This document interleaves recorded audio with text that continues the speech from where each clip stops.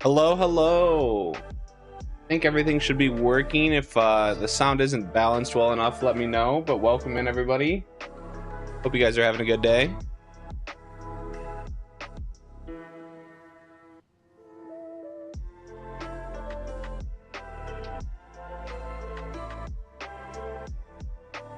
So, goal today is just to grind out some cosmic points. Looking to get to maybe 175,000 blacksmith points. Hey BB, how you doing? Hey Ander. Yeah, I've been just grinding out some blacksmithing. I got a lot of points yesterday. I think I got like 70,000 almost. Actually, no, I think it was closer to like 100,000 yesterday. I had a good day of being able to hit some weathers. So, what's up, Math Bandit? Infrastructure, this bar here. So the biggest thing is anything that gives you the higher class points. So like the weather missions or red alerts are really good for this, but this is just for everybody. This is a server-wide progress bar. So your server just needs to be doing as many missions as they can, especially the higher class point missions.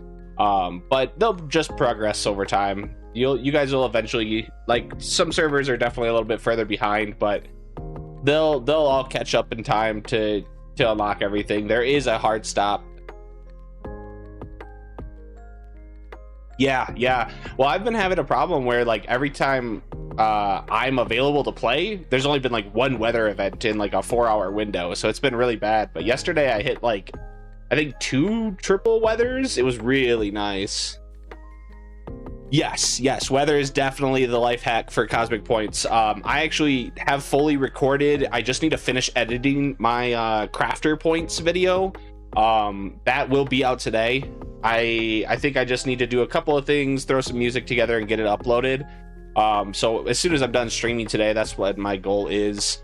But weather events for crafters in particular are like 490 points per minute, and the next closest is the timed events, like the special time restricted ones, and that's only like 320, I think, something like that. So it's like it's so many more points per minute for weather events. Normal A1 missions are only getting you like 250 points per minute, so weather is double the normal A1 missions. But we're kind of stuck to only doing those during the times that they're up, and I do have that tracker up. We don't have one for at least an hour right now, so just kind of at the will of the weather for those. But yeah, if anybody has any questions on anything in particular, I'm down to do whatever missions people are struggling with. Oh dang, Skunk Witch, good luck. I think I don't know that I can compete right now on Brynhilder. There's somebody named Sumi on our server that they already have 3 jobs at 500,000 points. They have been playing like 18 hours every single day. I can't keep up with that.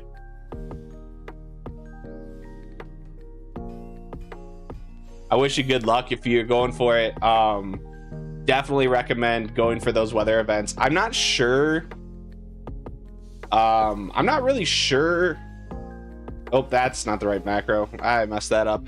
I'm not really sure if crafting or gathering is actually better for star contributor. I think crafting gets you higher points per minute, but I haven't delved into gathering just yet. Yeah, that craft's gonna fail. I clicked the wrong macro. Morning, Kiru. Kiru? Yeah. It is morning for me. The bright and early 8:30 a.m. on a Saturday.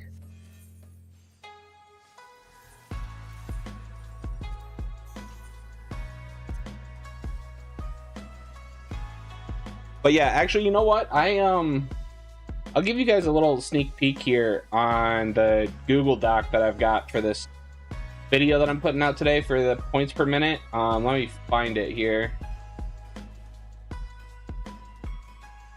So this is only for crafters. I'm going to put it in the chat here for y'all. that is a breakdown of every different type of mission. There are 2 specific A1 missions that you're going to want to focus on, and I put all of the names depending on which job you have. So if you are looking to go for the 500,000 points, or you want to compete with Star Contributor, this is definitely what you're going to want. And like I said, I'll have that video out later today. Chase, awesome. I have been curious. I haven't been able to do it myself. I've had a couple of my FC mates talking about it. They've been having a good time leveling their crafters. I've had some people tell me in the comments section that they were not having fun with it. They said it wasn't good. So I'm getting a lot of like, some people say it's good, some people say it's not. I don't think it's the fastest method, but I think it's the freest method. Not having to get materials to level your crafters seems way worth it.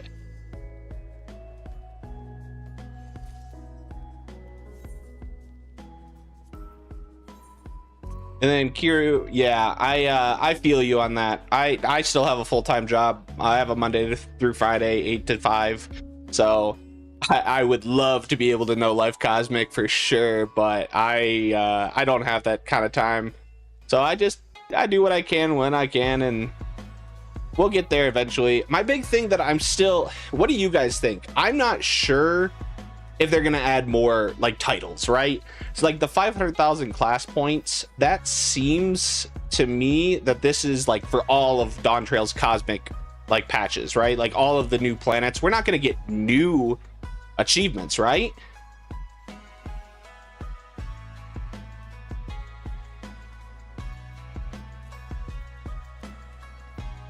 Like they wouldn't be crazy. I don't think they are going to be crazy and like add more achievements with every single planet for more and more points, right?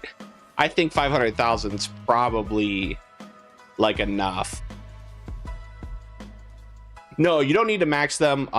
If you go to the Cosmic Class Tracker, you click on this All Disciplines button, it'll bring up well, sometimes you have to click it twice. I don't know why.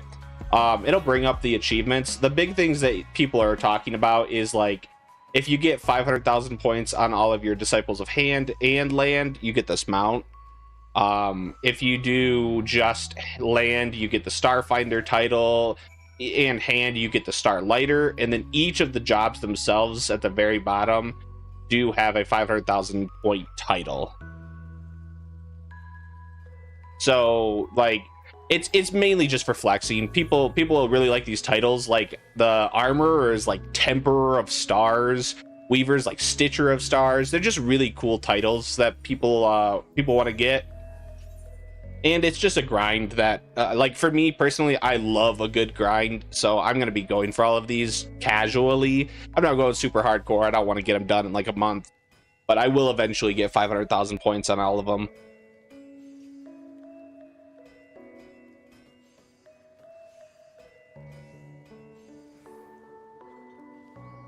Nice. And then for your relics, you have 1 job left. That's pretty nice. I kind of got distracted. I still have what, 1 2 3 4 5. 1 2 3 4 5. Yeah, I needed to finish 5 of my relics. I kind of get a little distracted working on my video for the most points per hour or points per minute cycle. So I'll probably get back to finishing up my relics soon, but I think I'm gonna do it while earning points with the weather cycles. As long as you get like the level 4 research unlocked on all of the tools, you can double dip to earn the maximum amount of points and level up your relic tool. So 10 million points per job on the final planet. You know what? Bring it. I'm in.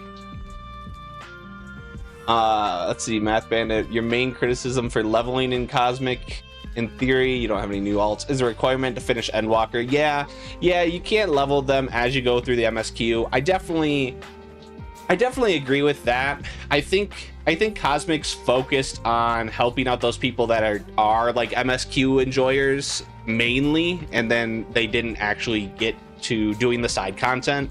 I really like that they put it so you can start from like level 10. It's a fantastic change, but having that Endwalker requirement is a little steep, but I think it will help some people out. I know, like, I have plenty of friends that have been caught up in the MSQ, and they've got like all of their crafters in like their 20s. So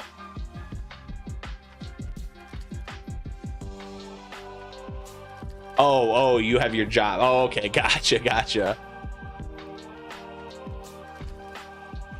Yeah, I hope that we get some sort of supplemental grinds with the additional planets, but I don't know that they're gonna add like 1 million point and 2 million point titles. I don't know, maybe they do, but I don't know, I'm trying to figure it out.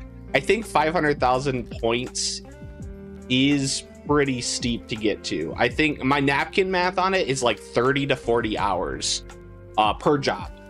So that's a lot of time. I think that's a lot of time. Anything above that, that's gonna really limit the amount of people that get that achievement. I think what is it? Oh my god, why can't I say it right now? The Pterodon. I think that's about 300 to 400 hours total. So it's in that same ballpark of speed. So it makes sense that we're only gonna have this one.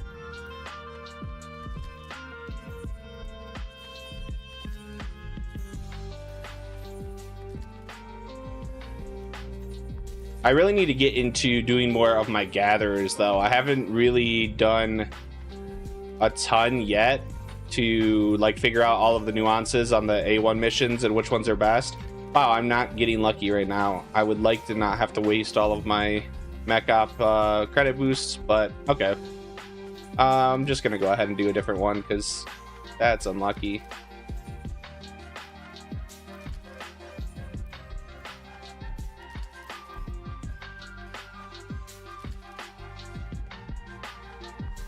Yeah, the gatherer GP seems to be the biggest problem. I haven't like done a ton myself, so I can't really speak on it as much as a lot of other people. Like I've got what 30,000 points on my miner. It's my highest one, but I do agree.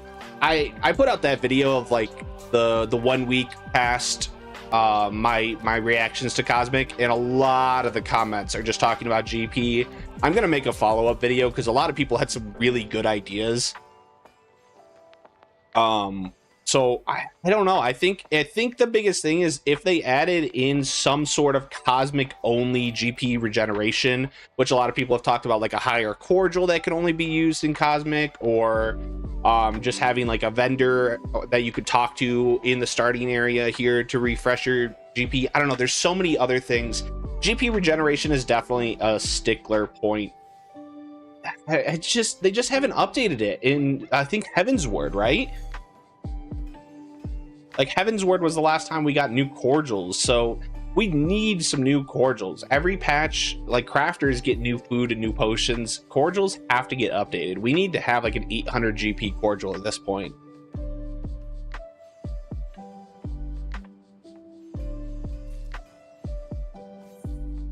Math Bandit, yeah, I would agree. I think even in this patch, like I'm not going to talk about the spoilers here, but I think everyone understands that like the base is still getting expanded. I think even in this patch there will be better point farming methods. I don't think that you need to worry about it too much. If you're looking to push that 500,000 points, you probably could be better off just waiting for new planets, because they'll probably be faster, which that is why I think I slightly lean towards there may be more point requirement achievements coming out.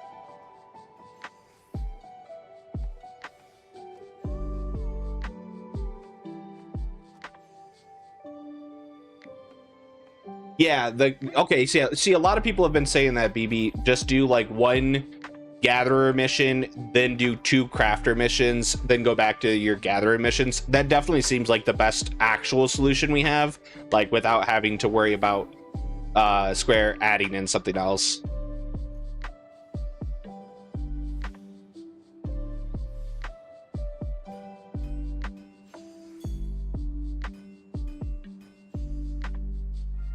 Hey, Kiri, thank you very much for the kind words. I've been really happy with this community that we've been building up as well. You guys have been awesome. It's been nice to have like a little community that is excited about all of this content as I am. So I thank you guys all for watching and enjoying all of this with me, because yeah, I agree. It's just, this is what an MMO is all about to me, is building up these communities that enjoy doing the same things together. So I really am a fan. Yeah, Zachary, the tier 1 through 3, any of these improvements to just give a GP boost would be awesome. Like double GP regeneration and cosmic. That's, I think even doubling GP regeneration would be probably enough. That's the time and a half that you have to wait.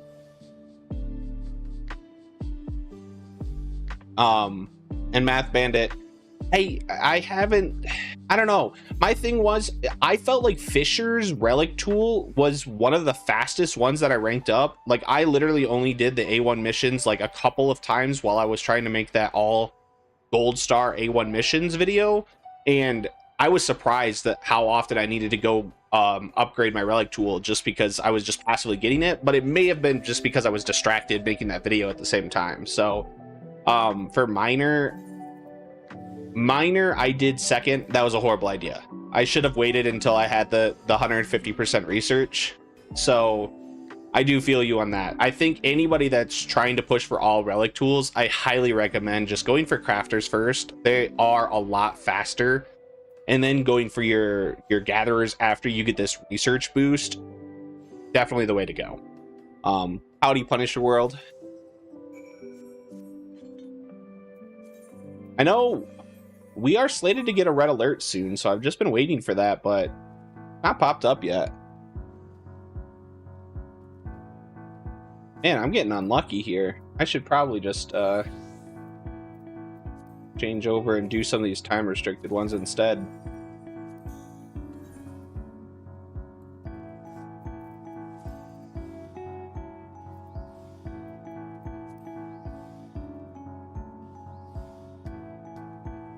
Yeah, that's true. That's true. It is a lot faster. It feels a lot faster to get GP back while you're doing fishing. The only thing that I've seen, and it is weird. I do agree with, I don't know why you lose your angler's arts between missions. I guess it's because technically, like, anytime you stop fishing, you lose your angler's art, right? But,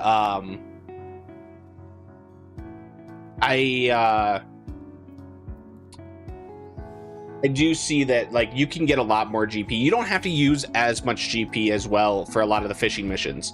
Like, you can use them to kind of speed them up, but there are some of those fishing missions that just don't use that much GP, so.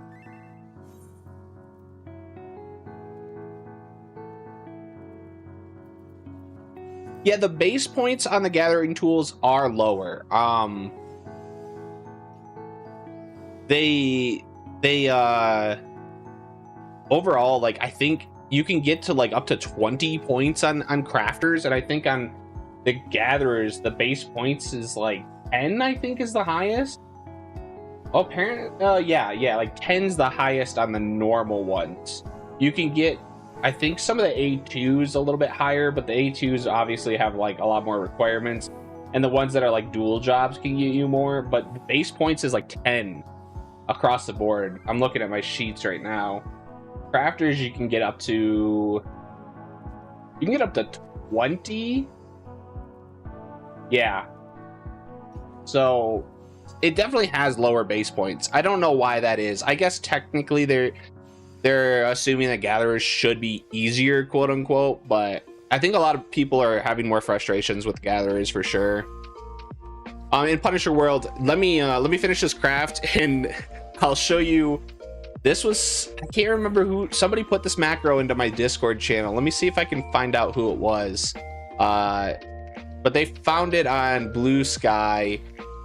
So Don Turbo in my Discord posted, Beans McGee was the Blue Sky account. There's this macro that you can use if you have like Pictomancer and Dancer unlocked and leveled up. There's a macro you can use to make it so you can travel faster around the map. I'll show you here in a second. Jazz, yeah, weather missions are They're mainly just for that 500,000 point contribution, or if you want to, or that 500,000 point achievement, or if you want to be able to compete for star contributor. But they also do progress your server's like infrastructure upgrades a lot faster than everything else, because this is scaled by the amount of class points that a mission gives you.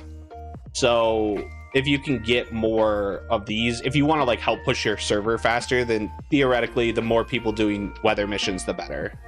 But here, this is that just macro that I was talking about, Punisher World. So I have it set up.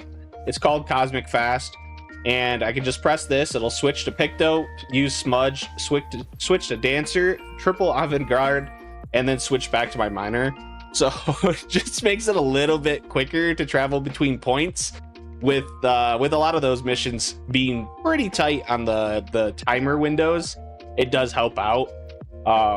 Here, and I'll show you what it is.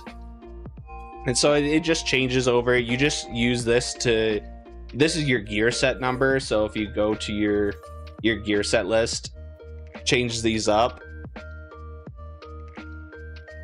You can use this to just travel around a little bit faster. I'll throw this in the chat here for you as well if you want it.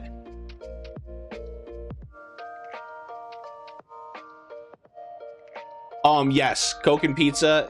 The red alerts, I highly recommend always doing red alerts for gatherers.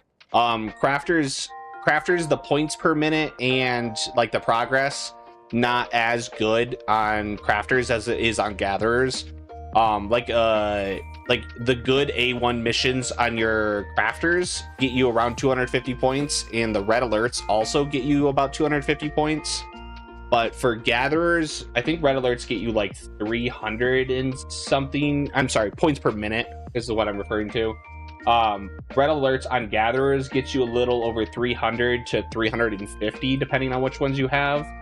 So red alerts are definitely better on gatherers, and the lunar credits are just way higher. Fishing in particular gets you a ton of lunar credits. And actually, speaking of which, I should go ahead and use mine up, because I know there's a red alert coming soon, and I don't want to have this many credits. So, oh, that's not who I'm looking for. Wrong side. Yeah, the Meth Bandit, yeah, as far as I've seen, I think even the dual job or the dual missions only give the research for that crafter that you're on. And then I don't think it even gives points to the gatherer. I think it's only things for the crafter. It's just, they give a significant amount of level 4 research. I think it's like 30 points or something on the best ones. But it's only level 4 research for the crafter. And I personally didn't do that many of them, just because I'd have to run around from base, and I was kind of just doing them at AFK in base most of the time.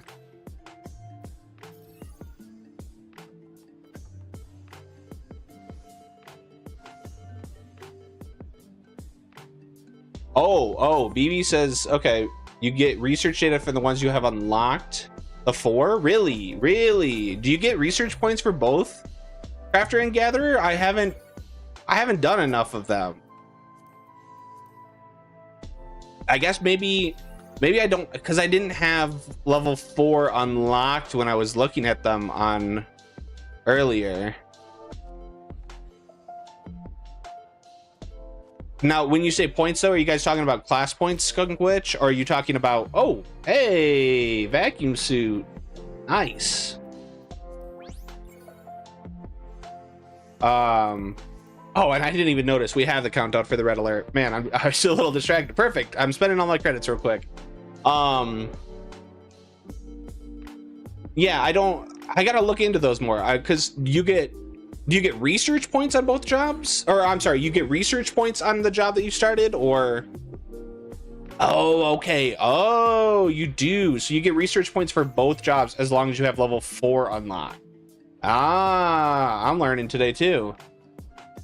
Okay, perfect. Oh, those are pretty good then, because I think they can give like 20 to 30 research points at base for both jobs then. That's actually pretty good. And honestly, they're not too difficult, from what I've seen. Like, they're kind of a little bit more time sensitive, And overall though, like I think they're just like standard A rank requirements for the crafters, which isn't too bad. I don't think they're expert crafts, right?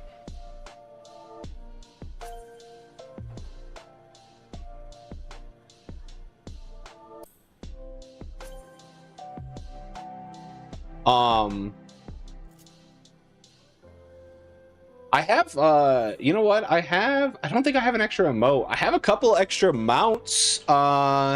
Anybody need a mount? I'd be happy to throw some towards some people if they want to come grab it over from Brynhilder.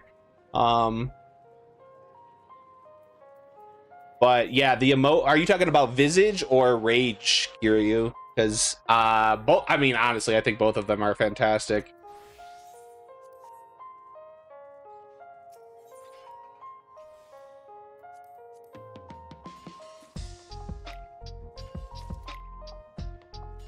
Yeah, that is really good to know though, guys. Thanks for the information on that, because I was not aware. I've been kind of avoiding the dual missions just because they seemed not as worth it, because they only gave 4. But if they give 4 or research 4 for both jobs, I think that's really worth it. Yeah, Visage, it was crazy. I couldn't believe I got that like on my second roll ever on Cosmic. That was really nice to get. I love that emote. Took me forever to get anything else though. I only got my Cosmo suit like a couple days ago, and then my mount I just got yesterday, and then I got 2 more of them afterwards. So I got 3 of these in like the last 2 days. Oh, and I need to actually eat these. I have 2 tinted sunglasses that I haven't used either.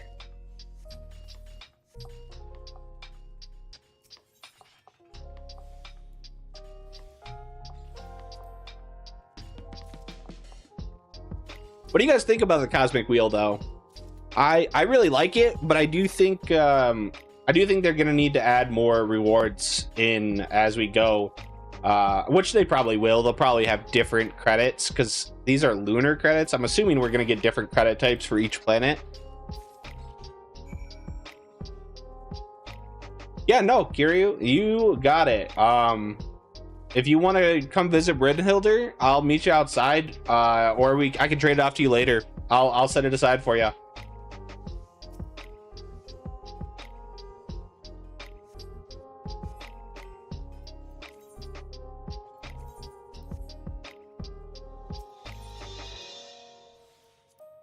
I don't know about on other servers, but like the emotes and the mounts are down to like 500k or even less.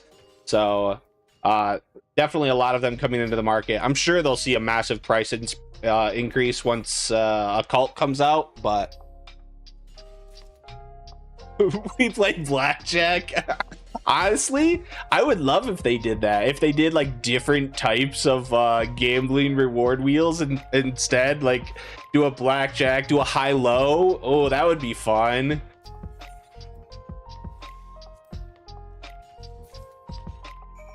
Wow, really? Like straight up from the, you got 2 mounts straight up from the mech ops. That's awesome. At 5,000 points, that's a lot. I think I usually only get around 4,000, so you must have had a pretty good a streak there. Oh, I didn't spend my Cosmo credits either.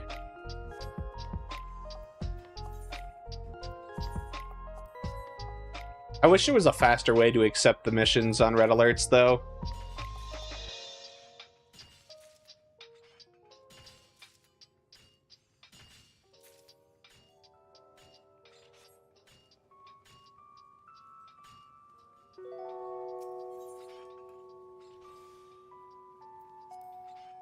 I don't know. I don't think you can come into the instance. I think I have to meet you out in Bestway Burrows. So as soon as this red alert's done, I'll meet you out there. Just go to like instance 1 for Bestway and I'll meet you out there. Oh, you can accept them while running? I keep forgetting they've made those changes. Oh my god. Cordial while running too. Everyone keeps reminding me and I keep forgetting. Like you can actually spirit bond extract materia while running now too. I just realized that the other day. I always stop and sit there and extract all of my materia, but you don't have to anymore. I really like that change.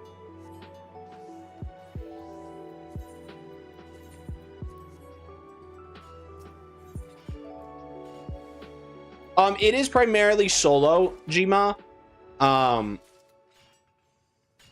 Honestly, one of the things that I kind of wish they had added some sort of group. Yeah, yeah, I know, Coca Pizza. You can extract materia while running. It's crazy. Yeah, try it out. Next time you guys are spirit bonded, you can run and just click and extract the materia. But yeah, Gma, it's primarily solo. We work together as a group to progress, like to upgrade our base. You're doing missions by yourself, but every mission contribution upgrades the base and it works together to expand the planet some more. But everything that you do is by yourself. You'll just see like everybody's here. These are essentially like fates, but they're solo progression fates that people just work together on. Like these bars at the top here, this is for a red alert where like everybody has to do enough of these to be able to complete the mission, but you don't have to work with anybody directly. You don't have to be in a party or communicate with others. You're just working together as a server.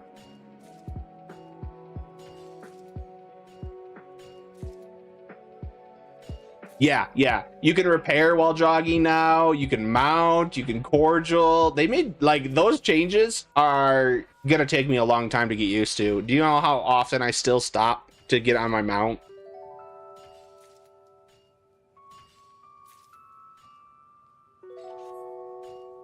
Exactly.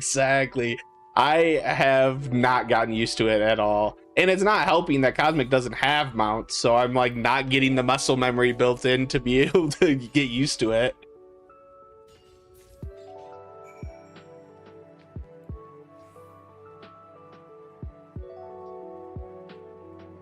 Oh, but on that subject of spear bonding, I'm gonna just kind of constantly remind people, use spear bond potions in here if you can. Throw on your FC buff or your squadron spear bonding buff, because especially if you're crafting, you will spirit bond a lot. It's a ton of spirit bonding progression because these are like 690 recipes, and I think the weather ones are even higher. I actually haven't double checked that, but you'll spirit bond, and it's free spirit bonding, so make sure you're getting those free materia to prepare for 7.3.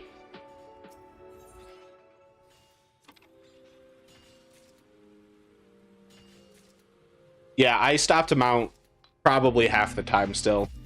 The only times I don't stop to mount is when I actively think, okay, keep running, you have to, they made this change, get used to it. They put out some pretty good quality of life though so far for Dawn Trail.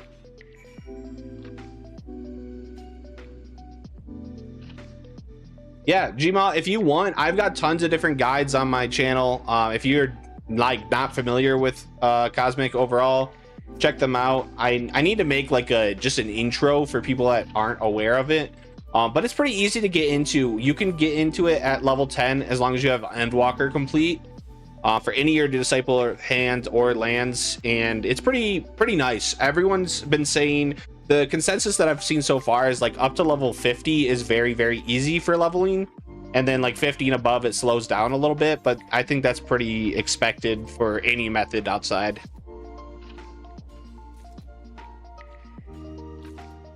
Yeah, Dylan.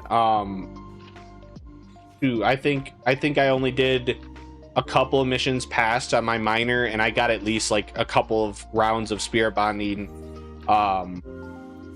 It's insane amount of materia. Like, I think I've stored my materia a couple times. Please don't judge my inventory. It's an absolute disaster. I haven't been able to clean it up because I've just been in here, but I've gotten a lot of materia so far from spirit bonding, and then I bought some with my Cosmo credits. I'm spending all of my Cosmo credits on crafting materia myself.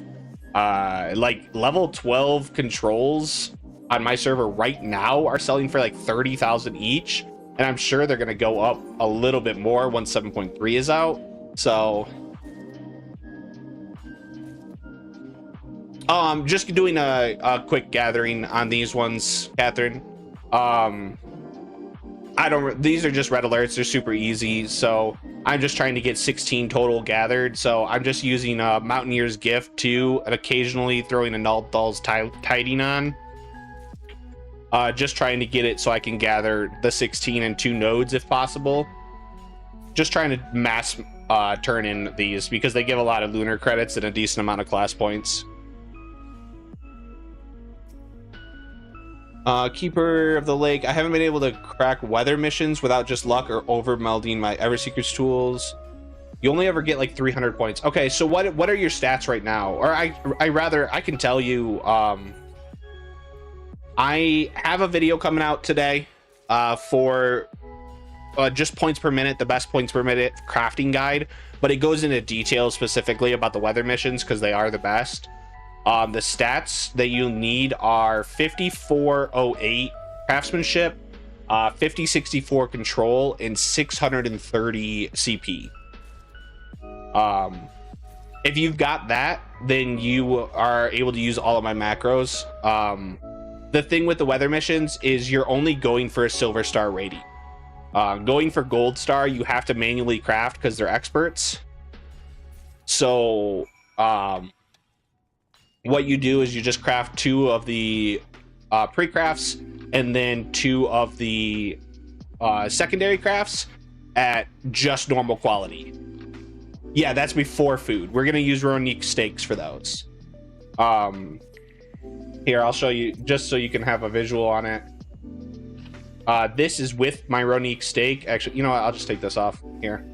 So this is the stats: the 5408, 5064, and 630 CP. Points per minute for the class points.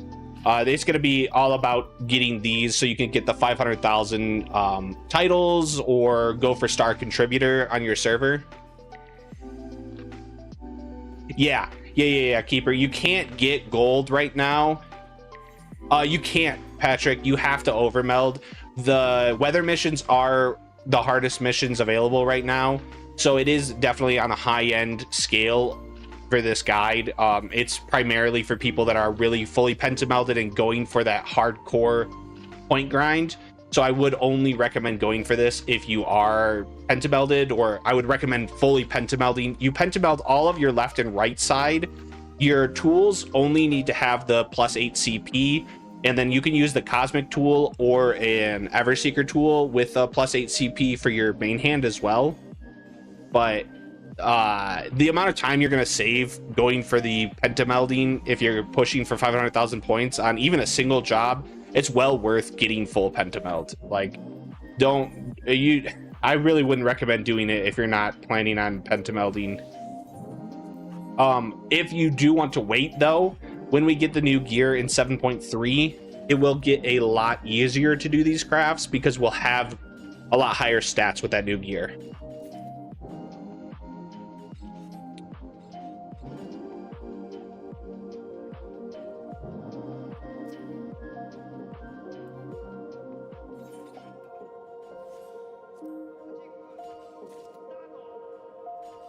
Yeah, Sir Umne is completely correct. Like, if you only grind for the points per minute right now, if you want to, don't burn yourself out. Don't worry about doing it right now. It will get easier.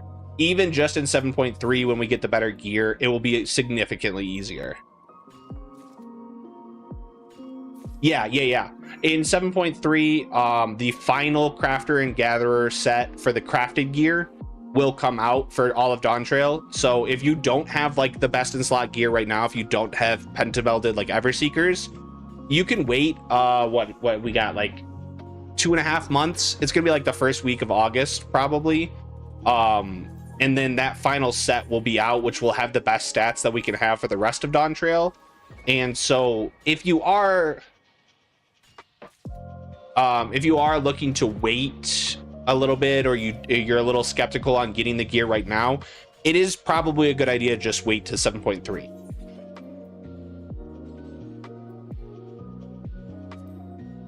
Yeah, and Skunk Witch is right. Anytime fishing is available, points per minute, fishing is crazy. It's also the best lunar credits per minute.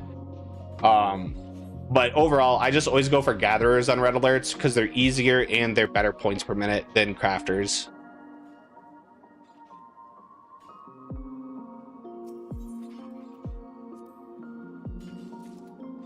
Yeah, you don't have to go for the best Keeper of the Lake. it's really just like, I always tell people pentamelding is an option. You don't ever have to pentameld. I have a budget setup gear with script gear that can craft everything in the game right now. But when you get into expert recipes, which is what the weather events are, the higher stats do help significantly. So those are the only things that I really tell people. Like, if you're gonna pentameld, only do it if you really, really like the content, or you want to be able to do the expert recipes a little bit easier.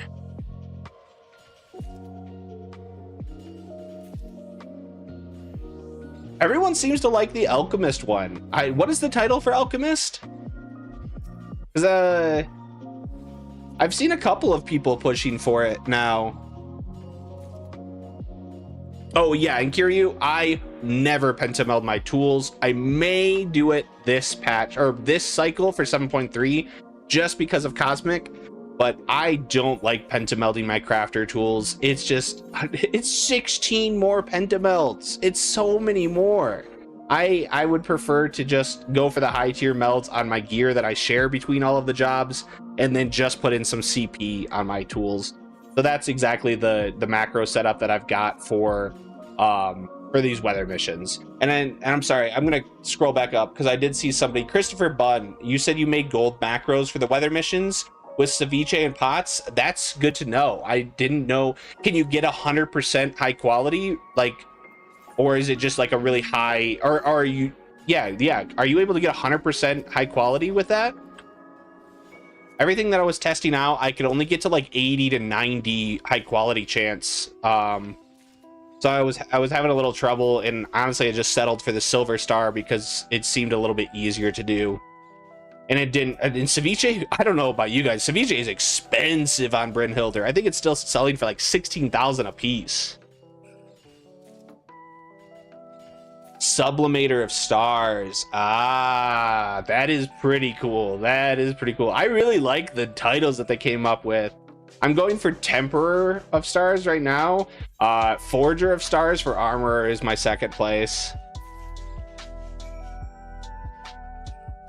Yeah, and then Meowzinger, I agree. Like, relic tools, to me, I'll always use relic tools, even if they're the worst stats than pentameld, just because I like them more. I like the purple color. I like the flex of having that relic tool. That's what they're all about to me. So I don't pentameld my main hand, especially because I know I'm going to use the relic tool.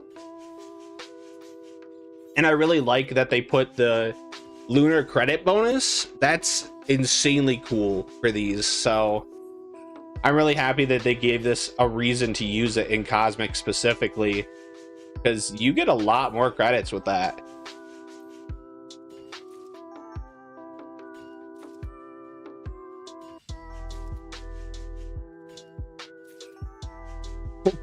No problem, Jima. Happy to help. If you have any questions or anything, I do have a Discord server that you can join. If you're familiar, there's a ton of helpful people in there. They've been real nice. They know a ton. They help me out as well. So if you need some extra help, feel free to join or just comment on the videos, and I'll do my best to help you out. Ceviche is selling for about 8K now.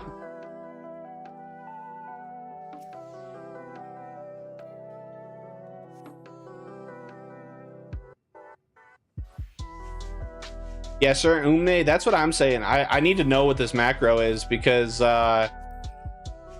I complete it? Yeah. Oh, it doesn't let me take another one because there's not enough time left. Okay. If there is a macro for gold starring the weather missions guaranteed, please hit me up with it. Okay, Kiryu, I'm on my way as soon as this gives me my credits. Perfect.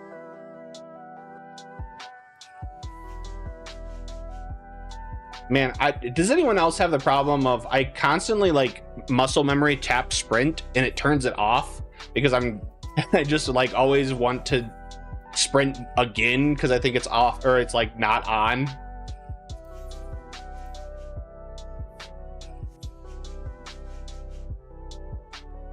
All right.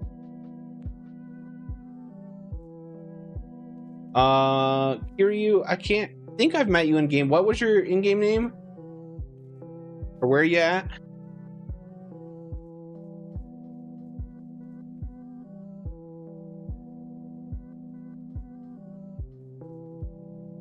I'm right over by the rover in instance 1. If you want to just hop over and trade me.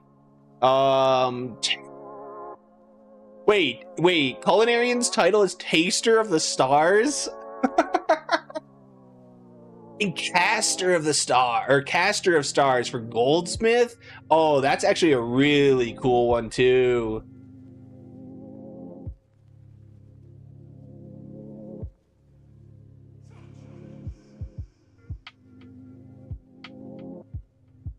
Helios Conjunction, thank you for the kind words. Glad they've been helpful. Let me know if you got any questions.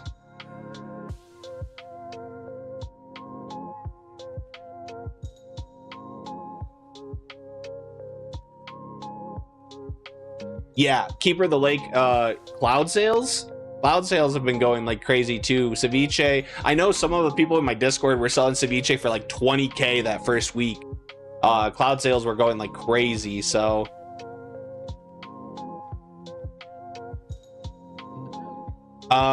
yeah, here, I'll come over to the Aether crystal here. Oh, there you are. Yeah.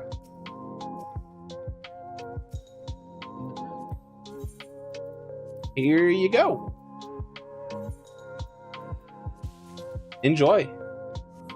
For those that want to see the mount, it's huge. I can't believe how big this thing is.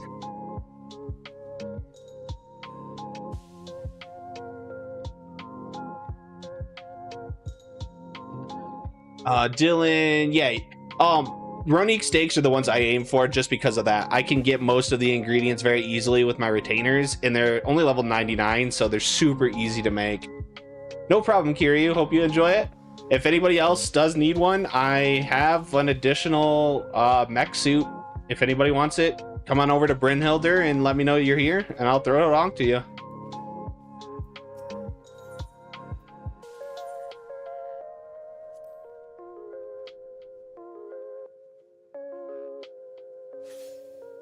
Yeah, Math. I'm really excited to see these upgrade again, because yeah, you're absolutely right. Like the blacksmith being, I actually skinned over it already. Do I have the armor one? I do. Like the fact that this is on just a little log with an anvil is so funny for for a space tool. I don't hate it because I know these are gonna upgrade. Like I'm very excited to see what kind of glow they get. Like we know they're gonna get a sick glow, right? So very excited to see what that ends up being. I'm still under the impression, and I could just be full coping, but I think that we are gonna get one more step this patch. I think infrastructure upgrades are gonna lead us to one more cosmic upgrade before 7.3, but that's full cope. I have nothing that supports that. That's just my personal belief.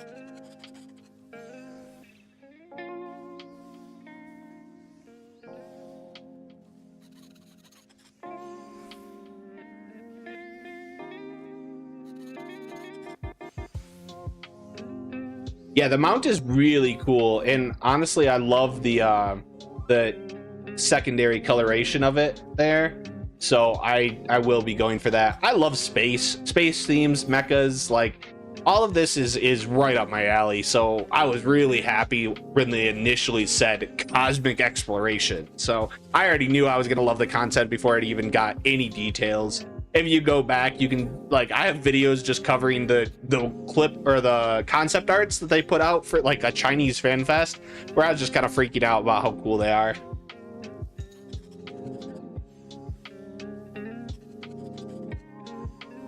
Oh yeah, Keeper. I like a transforming mount. They have a couple of them in game, so it would be interesting to see this one be a transforming mount. But you know, maybe again more copium. Maybe the black one has a little bit different flying animation too. I don't think we've seen it yet. I don't think anyone's got it quite yet.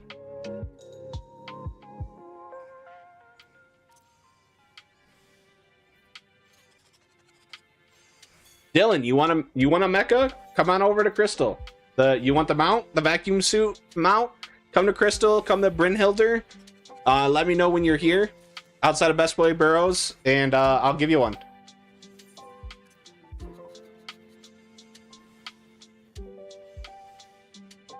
Oh yeah, Skunk Witch. I love when I first got the leatherworker tool and you do that animation, you'll be holding it up. It's 100% a pizza cutter.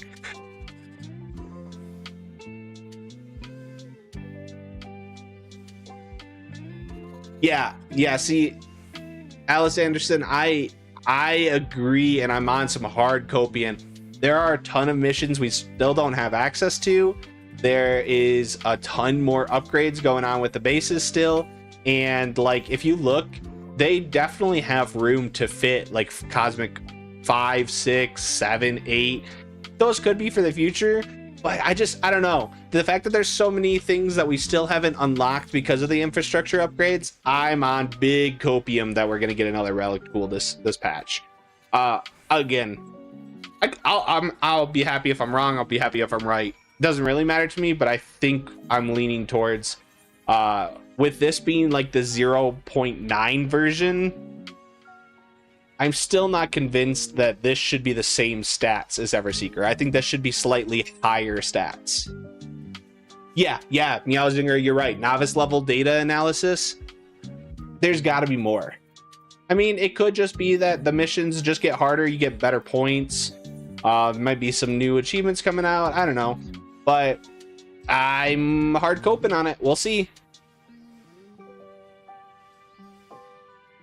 What do you guys think? Coke and Pizza, you mentioned it. Not using mounts on the moon. What's everybody's opinion? I actually like it. I like that we can't use mounts. I think the Cosmo Liner wouldn't be used if you could use mounts. So I really like the Cosmo Liner. And Sir Humne, you're correct. It's about a 30 to 40 hour grind per job, but there's somebody on my server, Brynhilder here, that has 3 of them done, and another one, I think they were at like 300,000 points yesterday.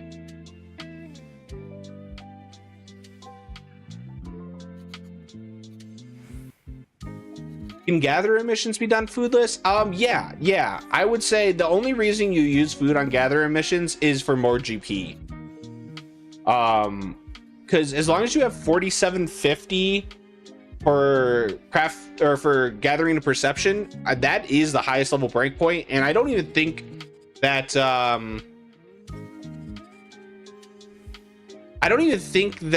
you need those stats yet. I think those stats are for further along missions that we haven't even unlocked yet, and those are the highest stat points that anybody said you need for gathering missions yet. So you could definitely just use crafting food. You do a gathering mission and then get back to crafting between if that's what you're worried about, Math Bandit. Oh no, I put my HUD over. There we go.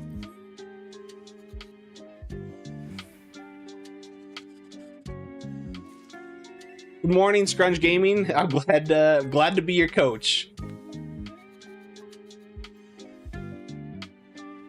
A Helios conjunction, I agree. I would love the mount for the Cosmo Liner, like little hoverboard. Maybe we'll see that in a future patch. Yeah, Blue Coral, I agree. Like, I think it is refreshing to not use mounts, and like Meowzinger said, it would be insanely broken. Especially for the gathering missions. I think I'm really glad that they decided not to use mounts. I think without mounts, you wouldn't have that silly macro for speeding up between nodes, that multi-class macro, which I think things like that are just fun and silly and makes people think of different ways to actually do missions. The one thing that I've seen a lot of people doing, and I've always advocated, is I don't think I can click it. Oh, I removed it for this other HUD. Use where they under? Use waymarks. If you're struggling with any of the gather missions, the nodes always spawn on the same exact spot. So like, let's say like you're struggling with one particular gathering mission and you need to keep repeating it, you can throw down the waymarks to know exactly where those gathering nodes are, and it saves you that thought process of having to figure out where the next node is. And finally, I think I pitied this because this is probably the 5th or 6th time I've queued up to be a pilot. So, oh, and looks like we've got Umbral Winds coming up in what, 30 minutes or so.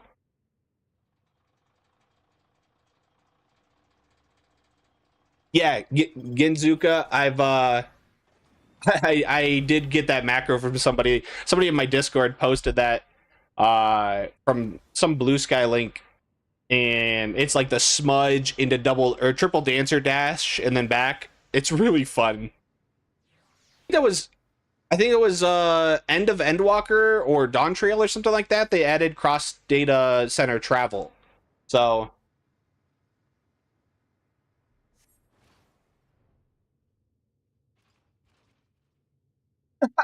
partying up for Peloton, nice. Oh yeah, Scrunch Gaming. I'm really happy with how those materia videos I made during the start of the expansion, where they really helped out a lot of people. I'm sure materia prices were ridiculous. I don't know if everybody was active during the start of Dawn Trail, but like some of the gathering materias were going for like 200,000 gil each. It was crazy.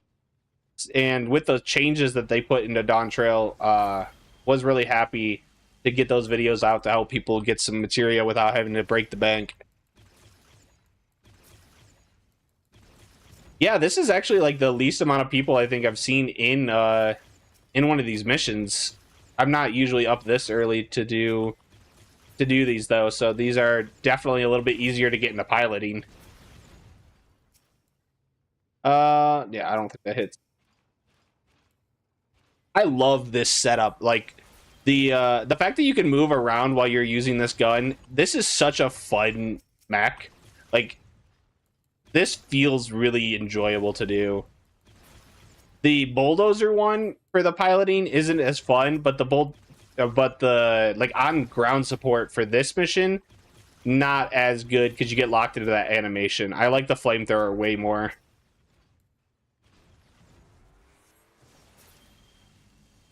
You do need them unlocked and leveled up. Math Bandit. I think you have to have. I think Picto is just base has smudge. I'll double check after this. And then I think Dancer you need to be like 78 to get the triple dash. But I think base you can get a double dash.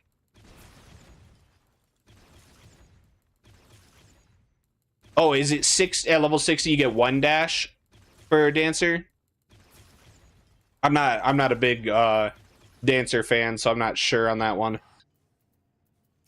Let's see. Probably grab some more craftsmanship materia. Go. Okay. Yeah, no, I'll head out right now. Are you in instance 1?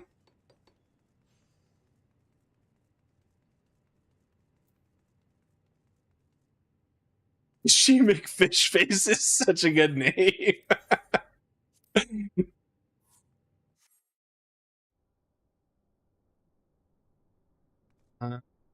Hey. Did I switch instances here? Do I? Nah, it's just.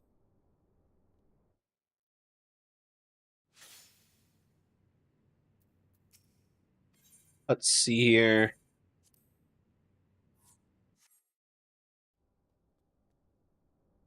Oh, must be in 3. Okay, okay. I'll head to instance 1. I'll meet you there.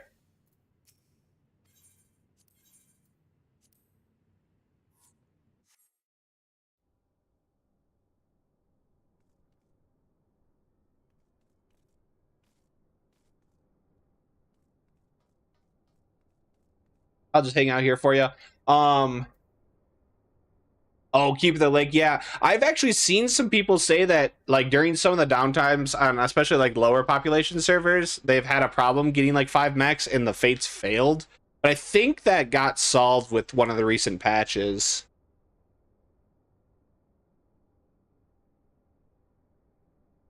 Yeah, the piloting being like PvP is a little weird.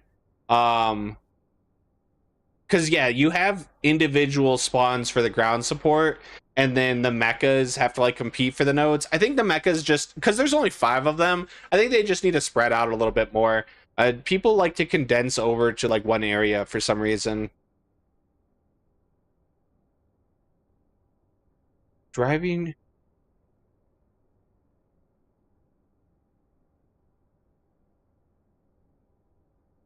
slide casting to face a different direction for the bulldozer one.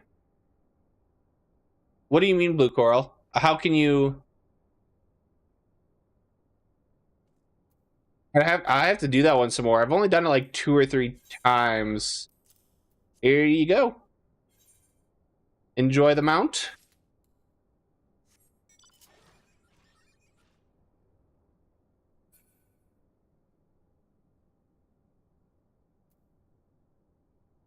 Yeah, getting 8 pilots in a day is really that's a lot. That's a lot of pilots. That's a lot of Big Bang tickets.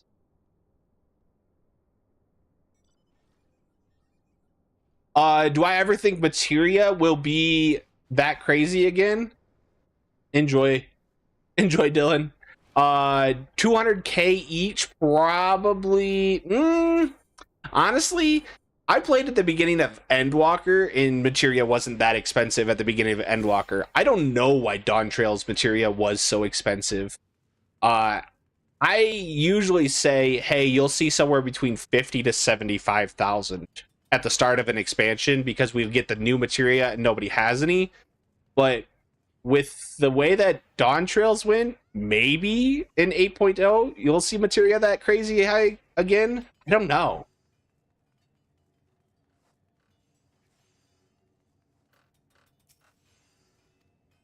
I'm saving my Big Bang tickets, so we're just gonna do some normal rolls, get some lunar credits gone before this weather event spawns here. Okay, basically, if you slide cast, you hit the ones you were originally looking at, but you dash to the direction you end up facing. Really? Okay. I will have to try that out. I didn't realize you could slide cast on that.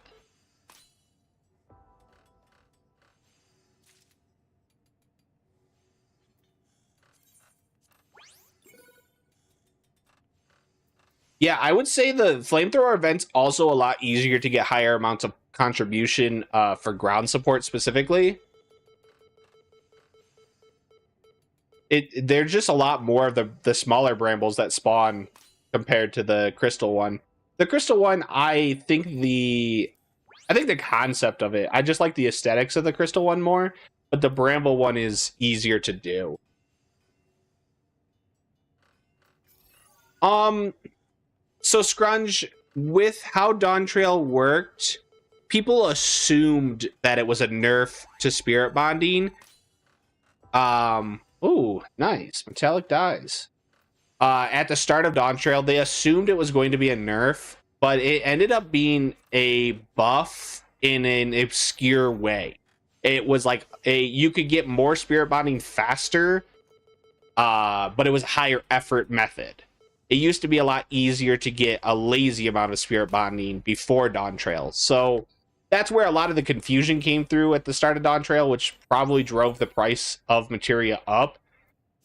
But I think now that everybody understands how it works, I don't think we'll see materia prices hit that high of levels again. Maybe like 100,000, but when they were getting like 2 to 300,000, like that was crazy. I made like 100 mil in a day, barely trying for the start of Dawn Trail. It was ridiculous. Yeah, yeah. You used to be able to fully spirit bond off of 3 nodes in Dawn Trail or before Dawn Trail, so it was just a lot easier. Now you have to just hit more nodes, and you can use like older expansion nodes.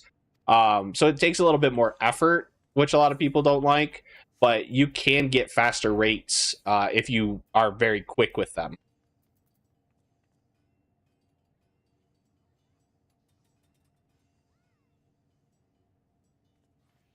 Yeah, there's a lot more overlapping spawns for the botanist or for the spore mech op for sure. Okay, so let me check. What's the timer? What do we got until the next weather event's up? Looks like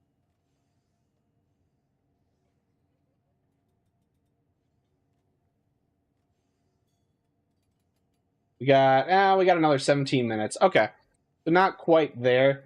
Anybody have any missions that they've been struggling on? I got 17 minutes to burn, so if you have anything that you've like been looking to get some answers on or want me to try something out, I'll be happy to try them out. I know fishing. Oh, I've got a lot of people asking about like the fishing A2 missions or the sequential missions.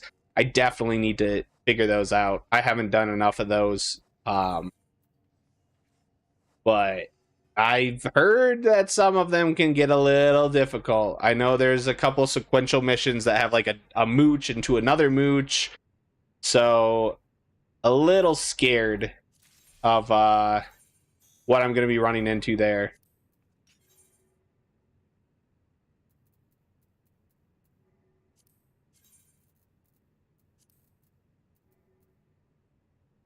I can't remember if this is one that I can gold star.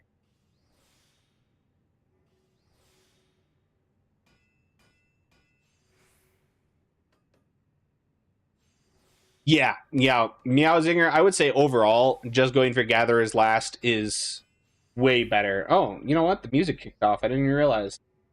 Let me throw on some new ones.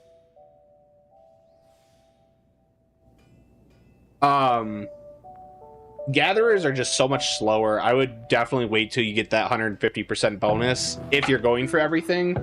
Like if you're gonna get 5 relic crafter tools already, then you might as well just wait and do them all last to save yourself a lot of time. How's the volume levels, by the way? Is the music too loud?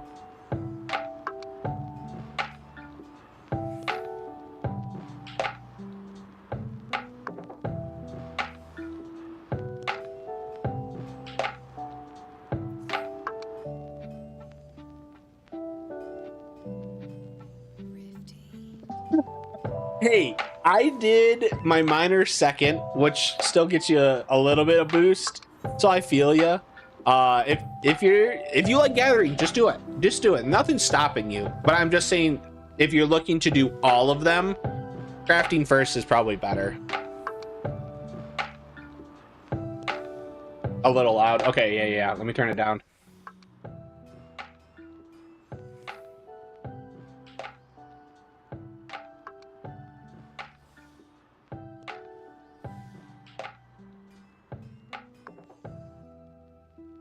Focusing on crafting culinarian and alchemist first. Yeah, culinarian and alchemist are honestly like the two best crafters for general money making, or just being able to supply yourself with food and potions is really worth it. Yeah, I have the FC spirit bond and then my spirit bond potion going at all times. Been getting a ton of spirit bonding levels. It'll, once this weather event starts, you'll see how fast this stuff will go up.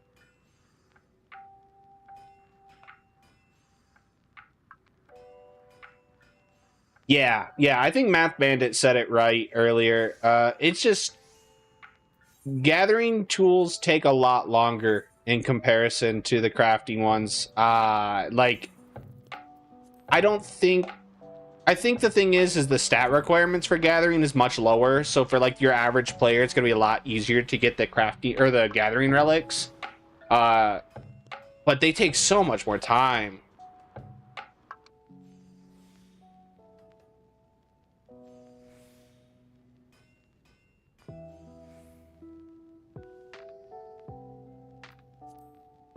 I personally, before Endwalker, I actually was more of a gatherer than I was a crafter. I really just enjoy gathering. It's like chill. You can sit there and just run in a circle while you watch some Netflix or something. So that's really what I used to do most of the time. Dawn Trail is when I've really delved into crafting. How do I keep closing my macro panel? I've delved into crafting a lot more, and then I've been having a lot of fun. It's like a puzzle. It's really fun. Raphael has been the biggest help, though. It's so intimidating to figure out crafting if you don't know what you're doing. So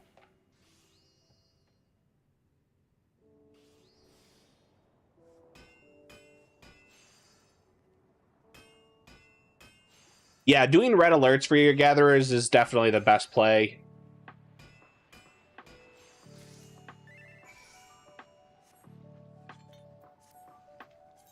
And then yeah, there's something to be said about being able to stand in the same spot and just do the missions over and over again for crafting, not having to worry about materials, not having to worry about where to turn them in.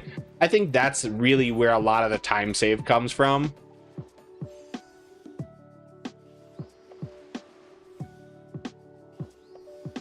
I think if you had to like go pick up materials and then go turn them in for crafters, it would be a lot more tedious to do.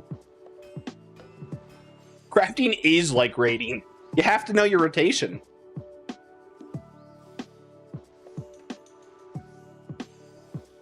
Yeah, that's my thing. Hello Helios conjunction. I love Raphael. In general, it comes up with pretty much the best macros that you can find. I've had to very rarely tweak any of the stuff, but it really helps you understand what skills are useful for when, so you can like use it to understand the skills a lot easier. 8-bit Brant is actually the one from my Discord who introduced me to Raphael in particular. I used to use Crafting Way, which it's good. It's still a good program. But I think Raphael just has a little bit more optimized rotation. And the fact that you can do the custom recipes is really the game changer for me on that one. Hades Elegy, glad you liked the fishing video. That one took me some time. Oh man, that took me pretty much the entirety of my last Saturday. I was getting a little frustrated on some of those missions, but like once I understood it, I had a lot better of a time. Fishing, I actually am looking forward to that 500k point grind on that one, because it grew on me.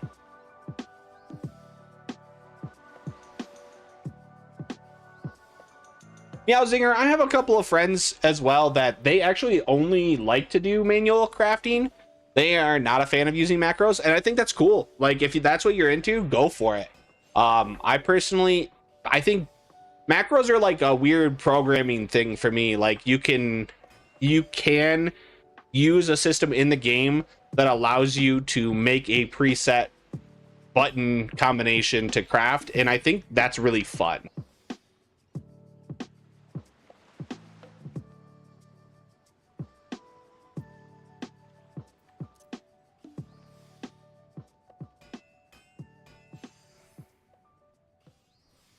Skip, if you aren't familiar with like Raphael, or you want to figure out how to do macros, I do have a video that goes into detail of how you can use these tools to make your own crafty macros, no matter what your stats. I think that's the biggest problem that a lot of people have, is like most endgame macros, or most macros that others put out, they like require you to have their stats, right?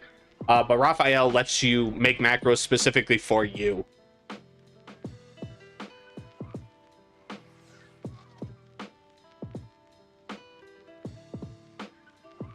Yeah, Coke and pizza, I think that's my biggest thing I tell everybody. If you're looking to experiment and learn how to craft, the fact that you get all of the materials for free, there's no downsides to failing.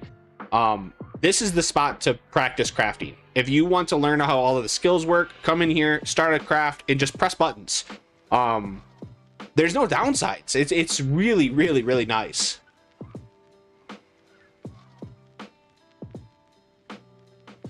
Cecilia, if you can't use a Spirit Bond potion, just make sure you have like an FC buff or Squadron on, so that you can have a little bit of Spirit Bonding on top of it.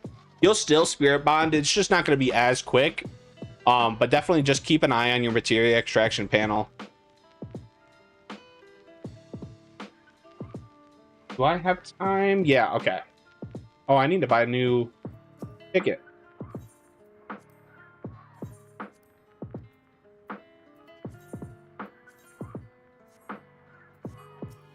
Time to grab your credit booster before the weather starts. Weather start in about 10 minutes here. And I'll kind of go over what I'm doing for the weather missions on this as well. And like I said, I'll have a whole video explaining in detail all of the best class points per minute for crafters. That'll be out this afternoon. So if you want a little bit more detail, but I'll show you what I'm doing right now for the weather missions here as soon as they pop.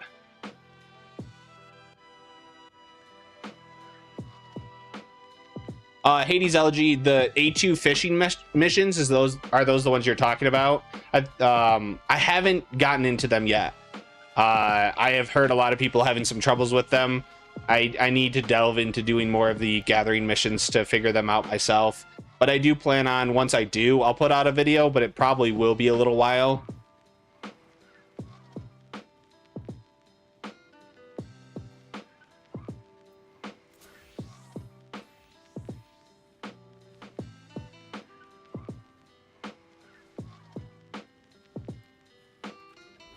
Yeah, see, I haven't gotten too much into manual crafting, but with all of these expert recipes here, I imagine I probably need to figure out how to do it a little bit better. Like, I have a general handle on how to do all of the crafter skills the way I need to, but expert crafting in particular is something I've not done a ton on. And I know, like, with the weather missions, I have gotten gold on a couple of them for some of my crafters, and ideally I want to get gold on every single mission for the title. Or is it a title? Some sort of achievement that you get. So I do need to figure out some more of those and do some more manual crafting. So that'll definitely be on my list as well. Yeah, see, okay, Skunk Witch, if you're having problems with Raphael lagging you, I had this as well. Turn off the check button for like ensure or 100% reliability or whatever that one is. For some reason, when you do some of these harder recipes that it has to sit there and work for like 2 minutes, it must have some sort of like issue calculating where it essentially like destroys your computer, because I've had the same thing happen as well. But if you turn off that ensure 100% reliability, I haven't had any downsides for it. It's still giving me good macros, but it's sped up the process. It doesn't lag your computer as much.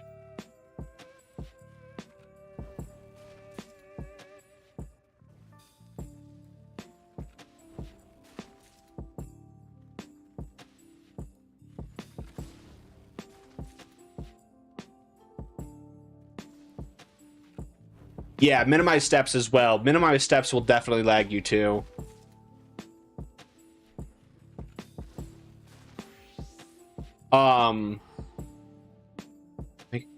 Let's see. Do you use them? You make your own general ones just for food pots. Just enough macros to fit on one hot block. Oh, being a controller player has got to be hard for macros. But thanks for watching the videos. I appreciate the support. I've had some people tell me, like, especially like console players, I feel for you. You guys can't like copy paste that easily. And so macros become a little bit more of a problem. So you kind of get into the manual crafting is the better way to do it. Yeah. I haven't found a good solution for helping out console players. It just seems like you're kind of stuck. Like you gotta plug in a keyboard and manually type each macro for yourself. It can be a lot, but if you can get like if you see my setup here, I have my second page. This is all macros for cosmic. So this is my D rank macros for crafting. This is C, this is B, this is all of the A ranks, and then these ones here are probably gonna get deleted because I ended up replacing some of them. But I made a macro for every single different recipe. That way I can just go through and do them and not have to get a new macro every single time.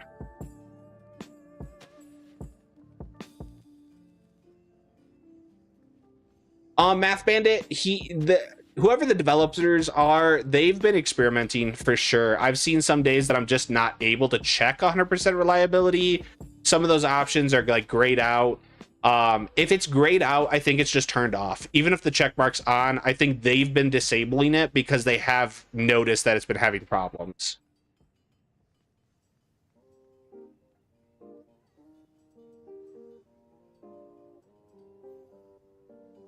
There's a workaround for console players. You can add terms to the dictionary. What does that mean? I would love to be able to pass along some info. I have some people that play console in my Discord, like Jazz here. So anything that you can do to help them out to make it so they can get macros would be appreciated.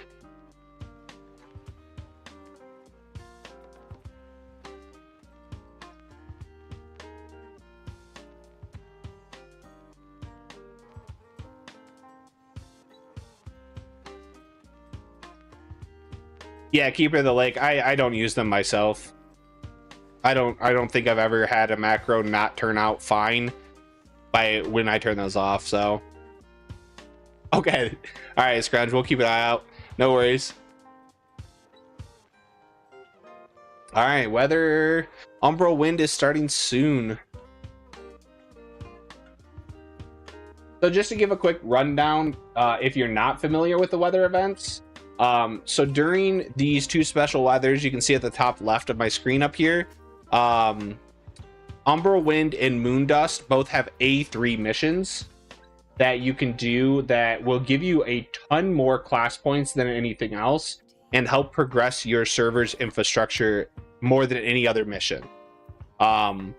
So what I try to do anytime these are up, you can actually macro these with relative reliability as long as you have, let me use one that I don't have a specialization on. These are the stats with Ronique Stake. So I'll have a full guide going over all this later today. But here's the stats. You need 722 CP, 1508 craftsmanship, and 5,161 control. That's with high quality Ronique stakes. These missions give 1,292 class points per, and they take about 2.5 to 3 minutes to do. You can only do them when the weather events are up, so anytime these weather events are available, you really should focus on them. They're like 2 times more points than any of the standard A1 missions. Yeah, Meowzinger, I think only Nekobot is the one that I've seen. I've looked at a couple of the others. Here, I'll post the link here. I don't know any of the others that I've actually added in for Sinus or Dorum themselves. So I've been using Nekobot. That way I can just track this. It's spawning right about now. So far, B and below, I have only 5 macros, 1 each for low durability quality.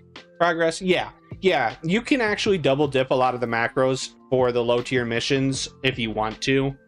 They like just take a couple of seconds longer, so it's definitely something that you can just have a couple of them for. So with these are expert crafts. This one in particular, you have to get the maximum quality to actually complete the synthesis. It doesn't make a high quality item. It just requires that maximum quality in order to complete the item. You're going to do 2 of these, and then you can do 2 of the other craft at normal quality with a really, really short, quick macro here. It's just a bunch of groundworks. And you'll get Silver Star on these missions for 1,292 points. The weather events, if you go to Stellar Missions, it's under the second tab, Provisional Missions. You have to have A-rank missions unlocked for that job in order to see them. Okay, Lala Events is the other one that has a weather tracker. Okay, good to know.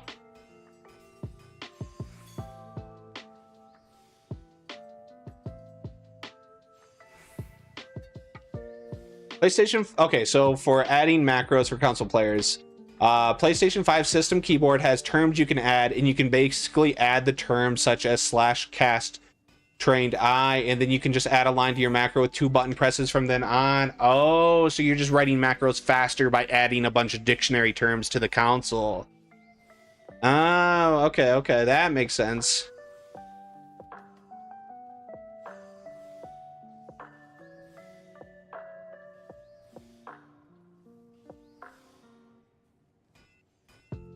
Yeah, so the gold timed events give 890 points.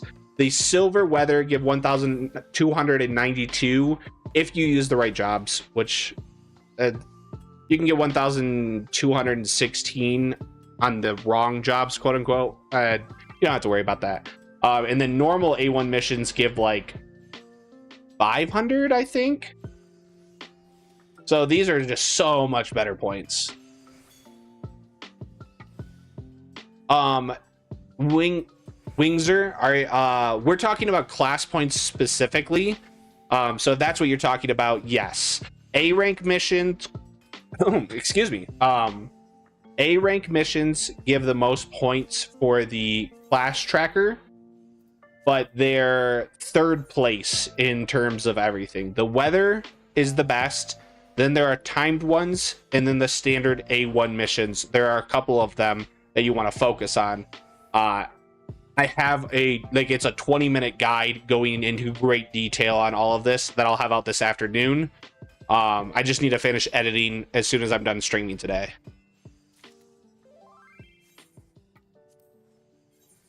But for crafting jobs specifically, I'll have a full detailed guide of the best way to get your cosmic class tracker points, so you can work towards getting that like 500,000 achievements and stuff like that.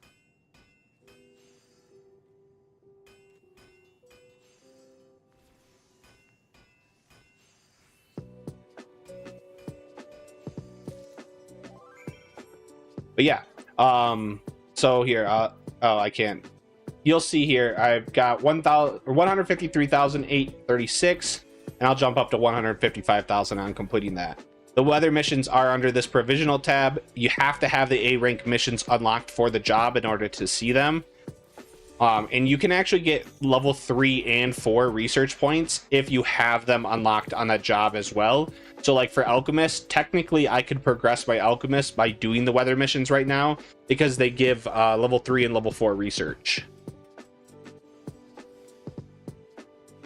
Yeah, there are 2 missions in particular here. I'll pull it back up again. I have the chart that I've put together. Where is it?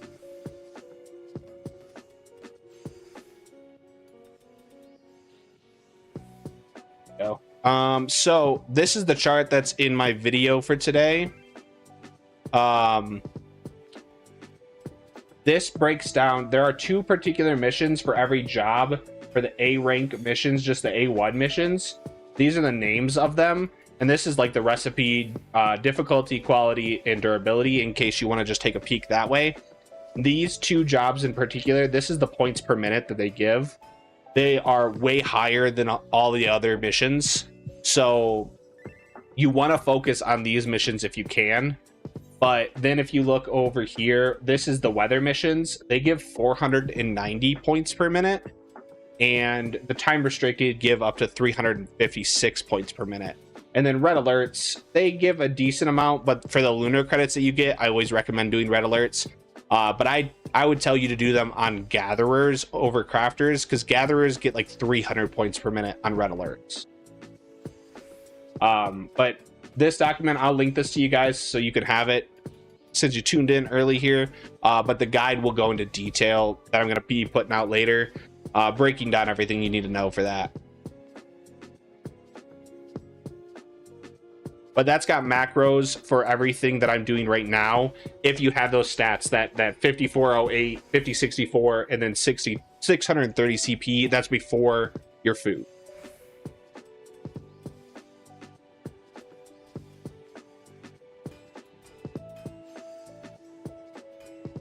Yeah, like Alice Anderson has said, Gavin, I aim for silver on those. They're a little bit too RNG heavy to try to get gold consistently.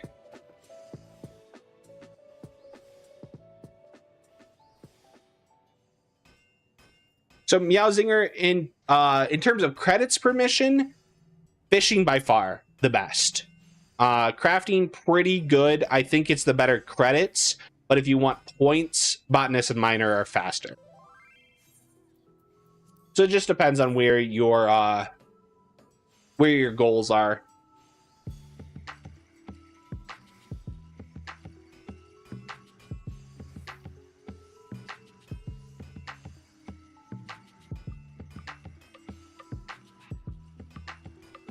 I hope somebody's at least. I'm kind of rambling about these weather missions. Does anyone have any questions about these in particular that they're confused about? Since they're up and I'm actively doing them at the moment, I'm gonna hope to get. This is a double weather, right? So I should be able to get to 175,000 points off of this.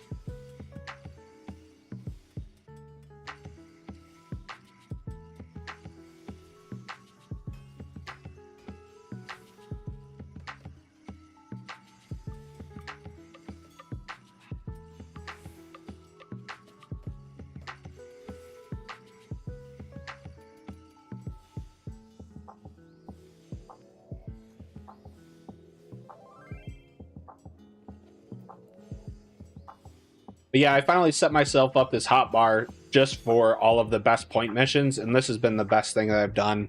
Makes it just so much faster to be able to click these. Like, these are for the A1 missions, this is for the weather missions, and then this is for the time restricted missions. And then I have this this timer macro for the time restricted missions if I want to turn this on. I don't have it on at the moment because I'm not really focusing on these right now, but you can actually have the game like ping you when the specific job is up for the time restricted missions. Oh, Skunk Witch, I'm sorry about that. That sucks. We had that happen last night during one of the triple weather windows. I understand, like, I think it was a good choice to make it so the red alert overwrites the weather. Because, yeah, like, you wouldn't do the weather missions if you weren't forced to, I think, at that point. But red alerts are still good. I think for your average player, or anybody that wants to farm for cash or for credits, it's the best part of the events. Blue Coral, so there's a weather specific mission for every class for each weather type, but I'm having trouble explaining this. So every single job will get a weather mission for both weathers. Like, let's use Umbral Wind, which is the current one. Every job can do a mission during this, and then for Moondust, every job also has a different mission, but the recipes are so similar that you can use the same macros for both of them. Oh, okay, you're Bolo. That's right. I knew that. But the weather missions are the same for, or the macros are the same because the recipes are so similar. The only difference is that if you do, here, I'll pull this up again so it's easier to see. So for Moondust, if you do Blacksmith, Armorer, Goldsmith, Alchemist, and Culinarian, that will get you 1,292 points during that weather event for those jobs. If you do the other mission type, you get 1,216 points because the missions are technically different. So, like, if you're min-maxing, you should focus the job that is a little bit better during that specific weather. But I'm just pushing Blacksmith right now, so I'm just doing Blacksmith. I don't care which one's better. Hope that makes sense. It's a little weird, but you can use the same macros for both of them because they're so similar. It's just like one mission is slightly better for each job during the specific weathers.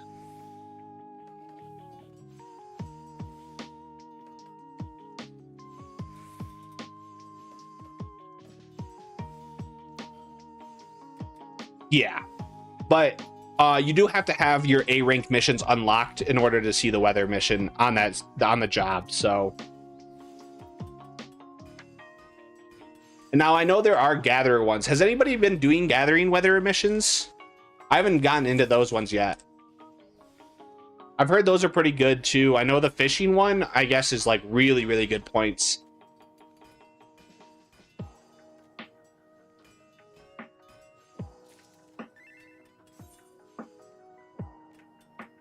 You can use the same macro for both weather types. Like, this is technically, I'm doing the incorrect one right now because Umbral Wind is not good for it's not the better mission for Blacksmith, but you can use the same, like, these two macros are for the pre-craft, and then the final one is just this groundwork because we're just normal quality crafting that one. Those are in that document. If you scroll up a little bit, I posted the link for it. The macros are in there as long as you have the stats that I posted.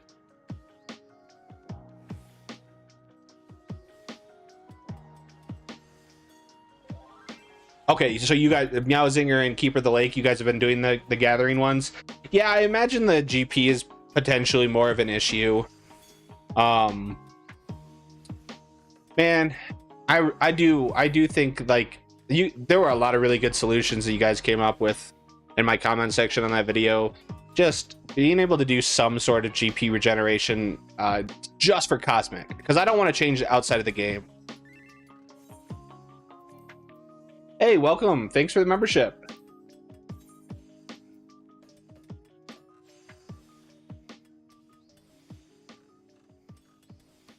sequential missions with 3 steps are really good too. Have I tried those? Are you talking about the gathering ones?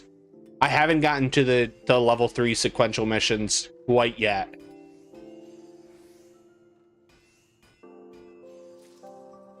Honestly, the last like 3 days have been the most amount of time that, oh, I clicked the wrong macro. The last 3 days have been the most amount of time that I've been able to actually like play to push my progression. I've been really focusing on videos, which I have no problem with, but it has taken away from like being able to do some of these harder mission types because I haven't been able to fully dive into them yet. Oh, really? Sequential missions for crafting. 1,580 points? Okay. No, I haven't tried those. How difficult do they get?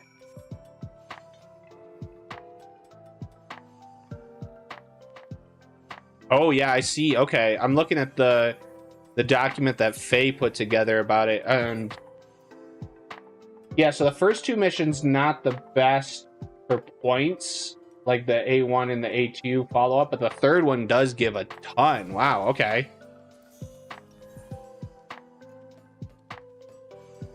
So when I click the wrong macro, I have this button that's just labeled stop. As long as you hit a if you hit any other macro, it stops the current macro that you're on. So this macro that I have set up, it literally just waves. So it doesn't do anything, but it does stop every other macros. So that's what I've always had set up for a quick macro stop button.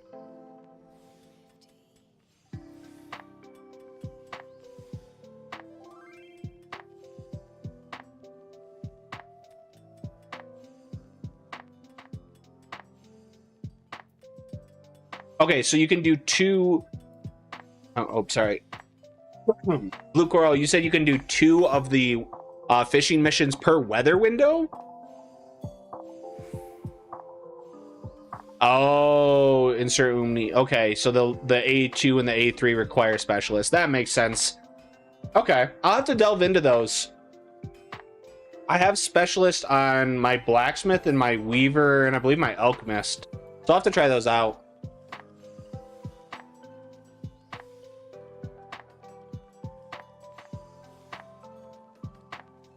Yeah, no, so some people put macro lock, I think is what it's called, into their macros. That makes it so you can't interrupt them with anything else. I don't like doing that. I like to have an emergency stop button for when I misclick.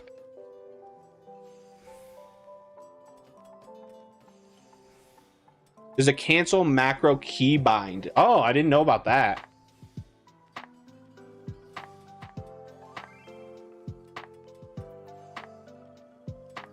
No, I think Blue Coral, I think you're right. I'm looking at there's a spreadsheet of all of the points. Let's see here. For the fishing weather missions. Yeah, they're like 1,200 and something points. It's yeah, they're pretty good. Like the weather missions definitely are just the best way to get points. The problem is that they're just purely RNG when they spawn. Like, you can get unlucky and not see any of them while you're playing.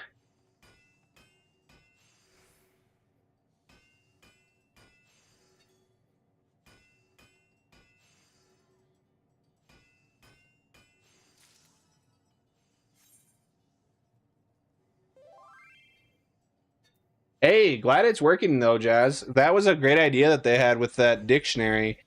Sorry, I can't remember who posted it. Was that Scrunch? Yeah. That's a really neat idea. That makes it so you can speed up your, like, at least creating your macros a bit. Macro cancel you can use. Okay, good to know. Yeah, honestly, I've had this macro since like Heaven's Ward of just a stop with a wave, so it's always been my go-to.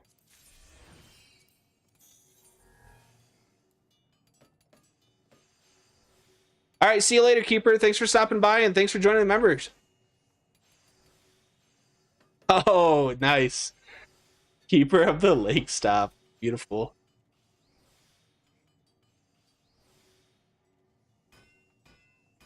Muath, thank you very much. I appreciate you watching the videos.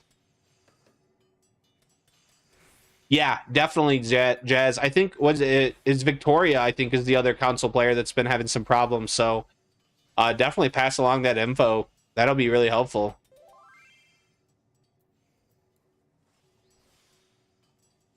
Oh, need some more music. Okay, volume check on this next one for me, guys.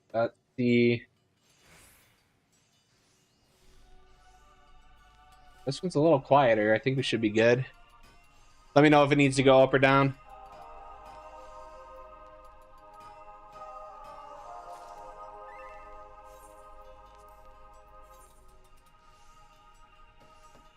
So at 50,000 points, there's an achievement that you get, and that's what gets you the bronze trophy. And then at 150,000 points, you get the silver trophy. And I'm assuming at 500,000, you get the gold trophy as well. I think, actually, I could probably look in my Discord because somebody posted the 500,000 the other day.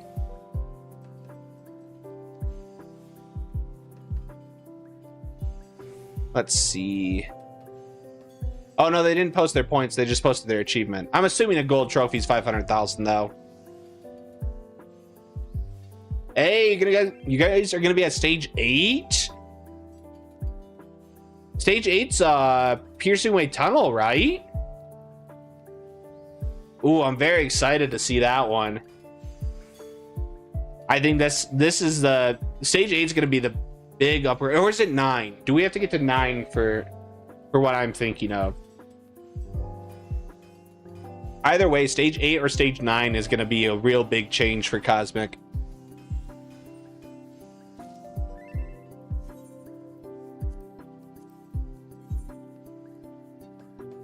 Yes, we do know what the mount is. It is... Let me see if I can... Where is it? I don't see it. I think it's on the other... Oh, there it is. It's this one here. There's a mecha, the black mecha with the yellow LEDs on it. This is the mount for the 500,000 points of everything.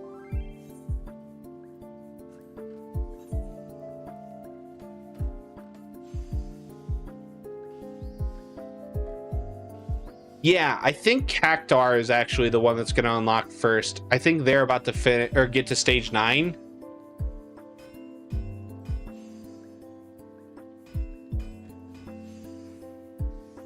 Very, very excited. There's a lot.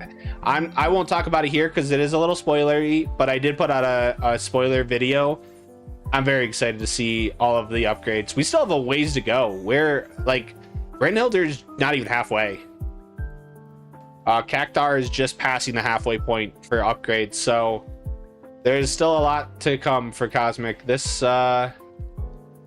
world will be getting some more changes.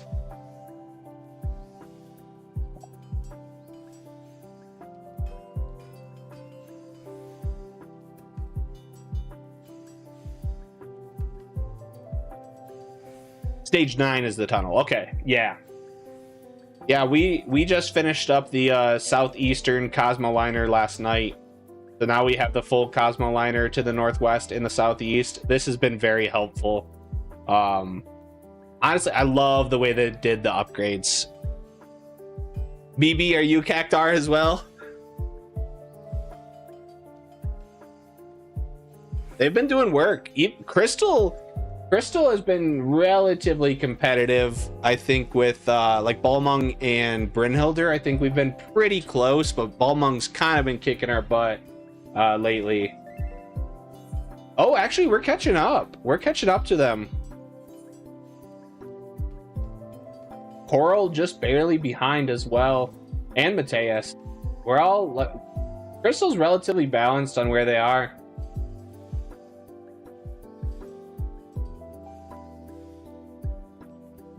Oh, okay, you're at Tonberry. Nice. Tonberry, I think, is the furthest for Japan, right? If I remember, I think they were like the first one to hit stage 2.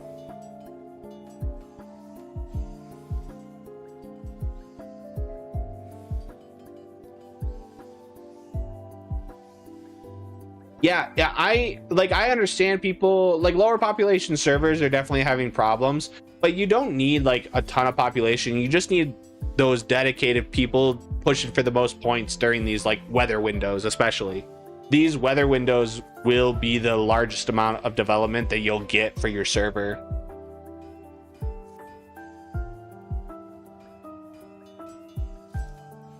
Hey Dynamis, you'll get there, you'll get there. You got some upsides to having a lower population server, but this is one of those times that you guys will just be a little bit behind, but you'll catch up. There's no rush on any of this stuff. I think as long as your server's having fun and progressing through, then that's what you're going for.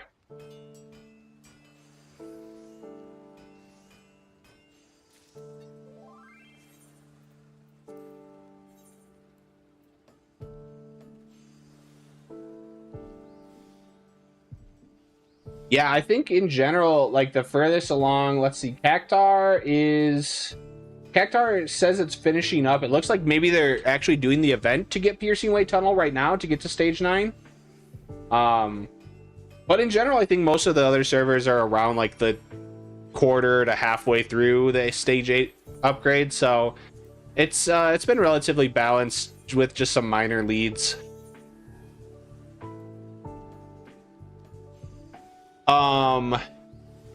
Squibbo, like the best title for Cosmic. That's a good question.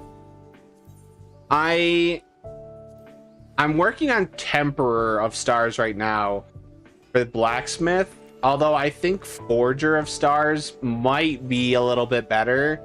That's the Armorer one. Culinarian, I didn't know about this one until somebody else said it earlier. Taster of Stars. I don't know. That one's pretty good. That one's just funny. I don't know. My favorite one's probably Forger, the Armorer one. Unless we're counting the All Disciplines one. This one, the Wisher Upon Stars for 1,000 Cosmic Fortune spins. Got 125. I got a ways to go on that, but this one is really cool too. I want to get that. Ready for liftoff. It's okay. Star Lighter and Star Finder are also really, really good. I don't know. I think they cooked with these titles. How's Zalera doing? Let me see. Zalera is at the start of their level 8 preparation, which means they're only 1 bar behind Brynhilder. They're pretty good.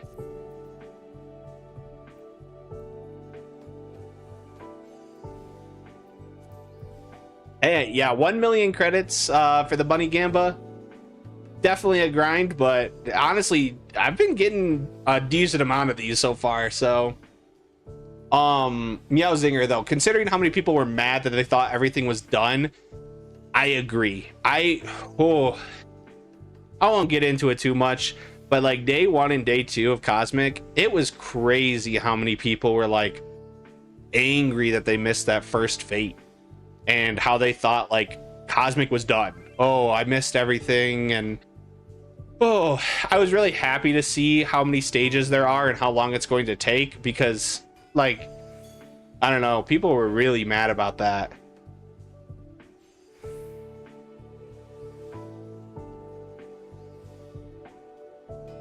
Oh, Scrunge transferring from Dynamis, Cactar. Yeah, I mean, if you're looking for those faster progressions, that's definitely the way to go. Yeah, for the first few fates, like that second one, I think, for like upgrading to stage 3, Brynhilder barely passed theirs, so I could definitely see like the lower population servers having a little bit more trouble getting those completed, but I'm glad they're repetitive so you can just rank up. Yeah, and Dylan, the memes, the AEIOU, John Madden, like this is what an MMO is all about, man. I love the community and the memes that people come up with for this stuff. Oh, okay, Sir Umni, the Cactar one hasn't popped just yet. Okay, yeah, I'll probably avoid looking at it until Brynhilder gets there, because I like to see them myself. But very excited to see that Piercing Way Tunnel development. Ooh, GAF, you're right. Culinarian should have been Devourer of Stars. I guess you can't devour the stars, though. You just got to give them a lick. Oh, I don't have food. Well, this is just going to be a bronze completion then.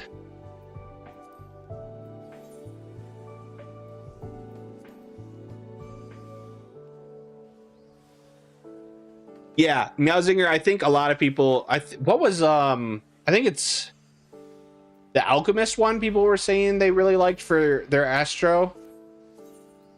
Let me see. I think it's Alchemist is, like, Sublimator of Stars. Yeah. They're really cool, titles. Yeah, I do think Cactuar is full now. I don't think you can transfer. Yeah, yes, Scrunch. AEIOU and John Madden have been alive and well. I'm sorry, I don't know the origination of those. Can anybody explain those to me?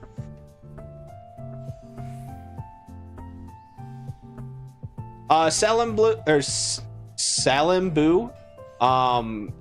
any point in grinding multiple disciples' hands. So the only thing I would recommend is getting 5 relic tools completed, because once you do, you get the 150% research boost. So you should focus on getting 1 done completely. Focus 1 first. That'll give you a 50% research boost. Then once you complete 3, you get a 100% research boost. And then once you complete 5, you get a 150% research boost. So it's actually better to do hard focus on the first 5. Like, do 1 at a time until you complete each one first.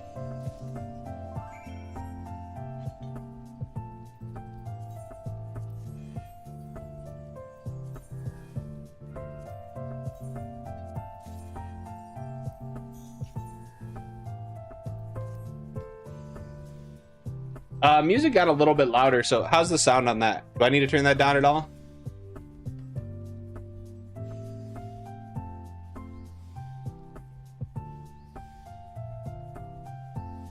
Okay, Meowzinger, I don't use a companion app, but I've heard a lot of people talking about, like, they added a bunch of stuff for Cosmic. So do you get like a push notification if you complete like one of the stages and the event's about to pop? Blue Coral, red alerts are on a 4-hour-ish timer. So like every 4 hours, it looks like plus or minus 20 minutes. So like if something happens if a red alert happens at 3 o'clock, the next one can be at 7 o'clock, but it can be anywhere between like 6:40 to 7:20. So you just want to be online around that 4-hour window. I would recommend asking your server if they have a link shell for Cosmic alerts. Brynhilder's got one going where everybody screams every time it's a red alert to notify everybody if they're not in there.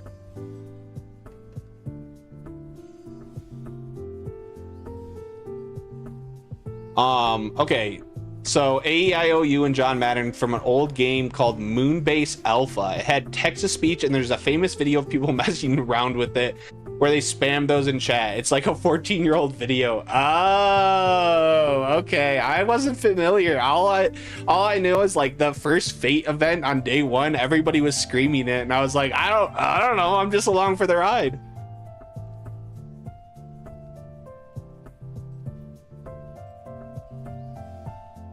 How many versions / upgrades of the Cosmic tools are there? So it goes up to version, technically like version 0.9.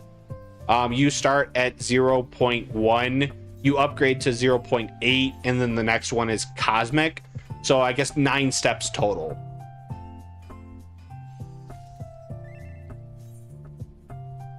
Okay, music's fine. Perfect. Thank you. Yeah, Squibbo, I think that's the biggest complaint. Honestly, I don't even think they need to come up with a solution for Cosmic in particular. I think we just need to have better cordials. It's been like 3 expansions since we've had new upgrades to cordials. Just give us a new recipe, make it a master recipe, Make it a level 100 cordial that gives 800 GP.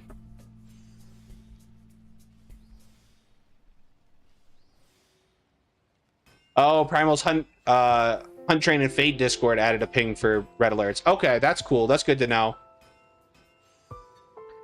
So GIF red alerts are they're like D tier missions, so they're very easy. Everybody can do them, and they just give you the most amount of lunar credits, a decent amount of cosmic class points, and some early research points.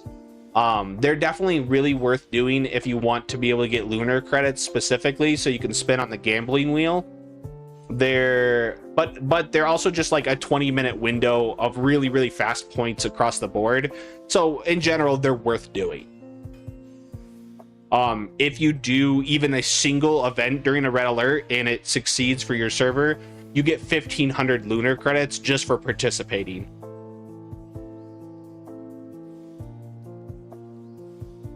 See, okay, Meowzinger, now is that the paid version of the app? Or can I get the free version and get those notifications?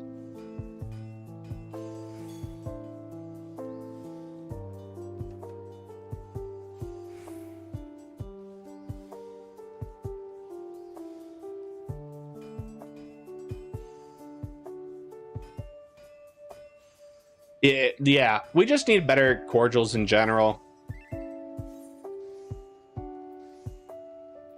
I know a lot of people also suggested like cordials during the craft or during the gathering, like if the like you're actually on the node, being able to use a cordial during the gathering would also be crazy useful, especially for like the chain missions.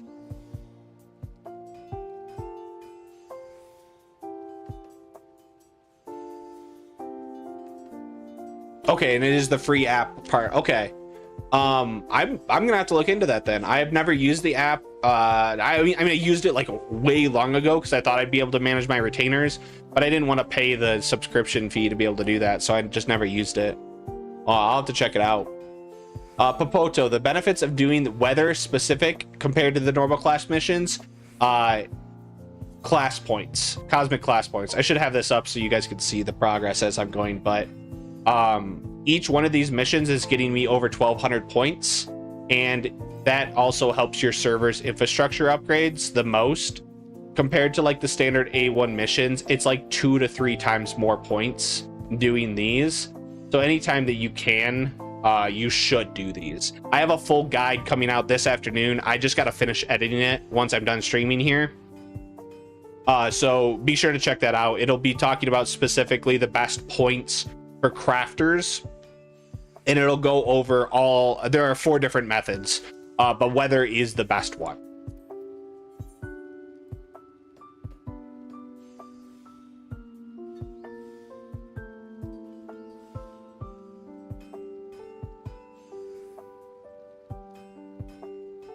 Yeah, Math Bandit, I really, every time I made a video I kept forgetting to mention that, but yeah, Math Bandit is right. Make sure your stellar successes, you don't have anything that you're gonna complete too quickly, because these give like a ton of lunar credits. So like some of these achievements can give you like 1,000, 2,000 lunar credits. So make sure that when you're doing any of the missions, especially if you're early in, that you're not getting too close to this cap of 10,000, because you will, like if you do 15 unique critical missions on the moon, you'll get 2,000 of them, and you don't want to overcap lunar credits. So make sure you're keeping your numbers down.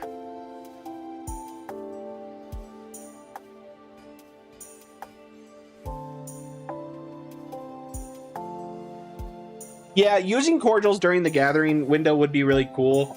I think they would have to rebalance gathering yields though overall. Maybe, I don't know.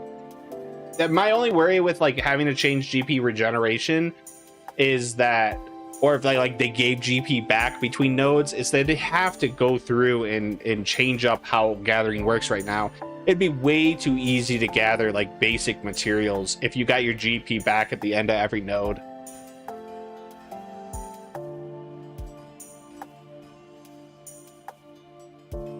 But yeah, for miner and botanist, it would be neat to be able to use a cordial during a node. It could really help, especially for like collectible gathering. It would be crazy good.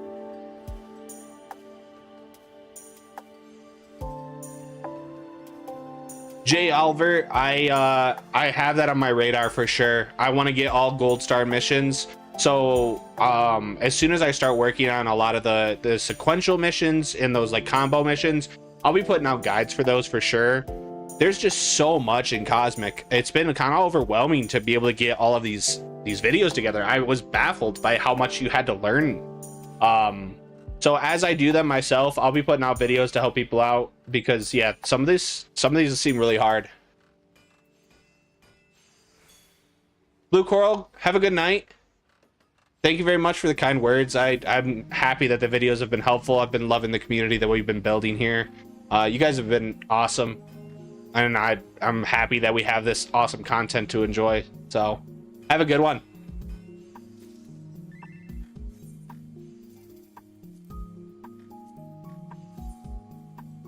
All I have to do to fix GP in Cosmic, after you complete a mission, it refills your GP. Yeah, I think that's one of the solutions that makes sense, especially if it's only for Cosmic. I think that's fair.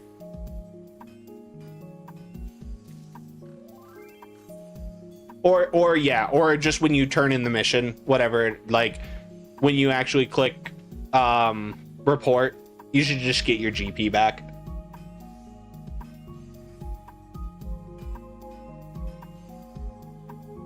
I think like I talked about, I put out that video of just my first impressions 1 week in, and most of the comments are just talking about GP regeneration. It's definitely the biggest thing that people are discussing.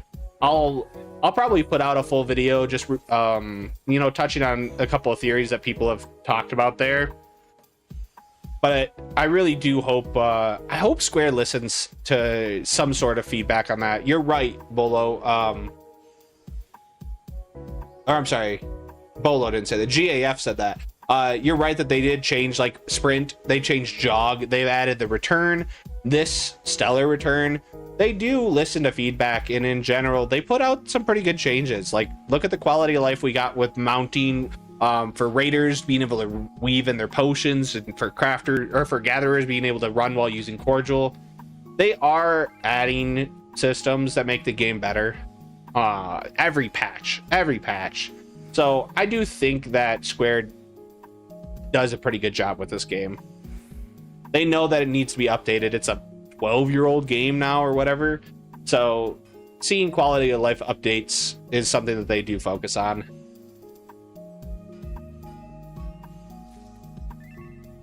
Yeah, Meowzinger, that one I think is just a downside. Like, losing your angler arts when you turn in your stellar missions is just a weird downside of how angler art works, because if you leave a fishing spot, you lose angler art in the overworld. Like anywhere else, if you put your fishing rod away, you lose them. So it makes sense. But the fact that you automatically put your fishing rod away when you finish a stellar mission, that's the problem.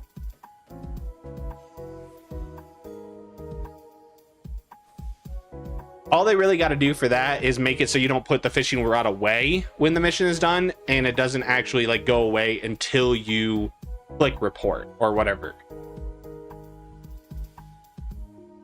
Squibbo, I don't have any plans on finishing this grind anytime soon. I will not go for 500,000 in this patch for all jobs. That is pretty much for me. I don't want to be burnt out. And we have 3 more planets coming. So I'll probably go for like 1, maybe 2 jobs during this patch cycle, and then I'll wait for the next planet.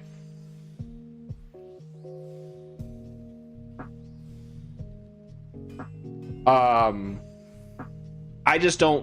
don't want to be in like 7.4 and feel like there's nothing for me to do because I did the full grind in the first patch. So I won't be going crazy this patch. I'll be focusing mainly on just making guides, preparing myself for 7.3 for the new gear, And I'll have like a full prep video on that. My standard stuff outside of Cosmic as well will be coming out. So those are going to be my biggest things.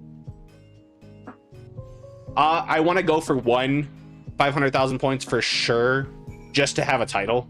I just want to have one of the titles. They're cool. I want to be able to flex, you know. But I'm not going to push that crazy.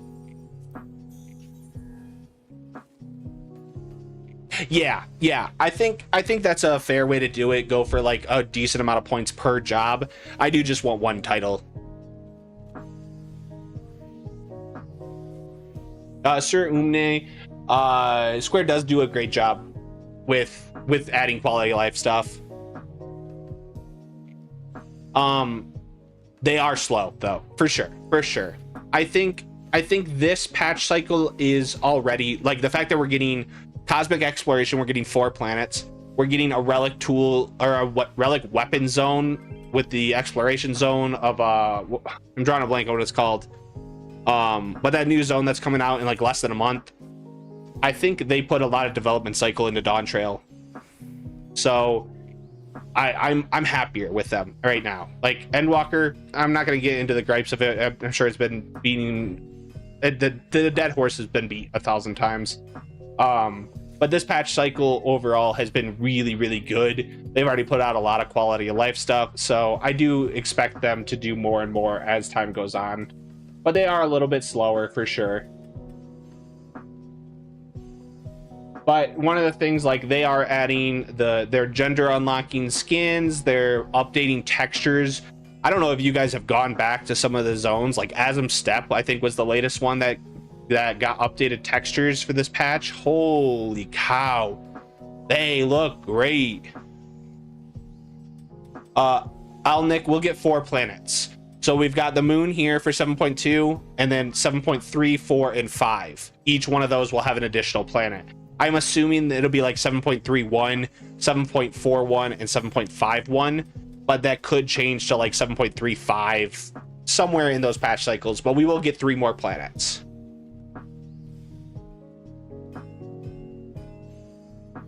Sir Umni, if there is an achievement for 1 million points next planet, then I'll start pushing more. I don't know that they'll do it. I hope they do. I personally hope that they do. I hope they add an additional mount achievement every single planet, but that's me and the grinding soul that I have in my heart hoping for all of that.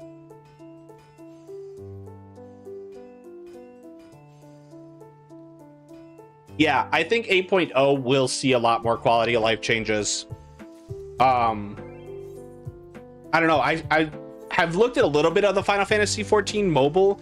I haven't delved into like figuring out too much of it. I know like Mr. Happy put out a video kind of covering a lot of it. The quality of life stuff that they had in there was kind of crazy.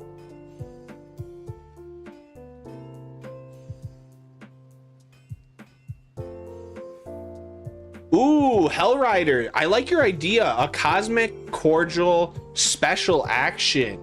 That's an interesting way to do it too. That way it's free for everybody too. They don't have to worry about getting cordials elsewhere. I would be okay with that. That's a nice idea. Yeah, okay, I'll call it Crescent. That's what it's called. Yeah, I think it's the 27th, something like that. It's soon. A couple of weeks from now.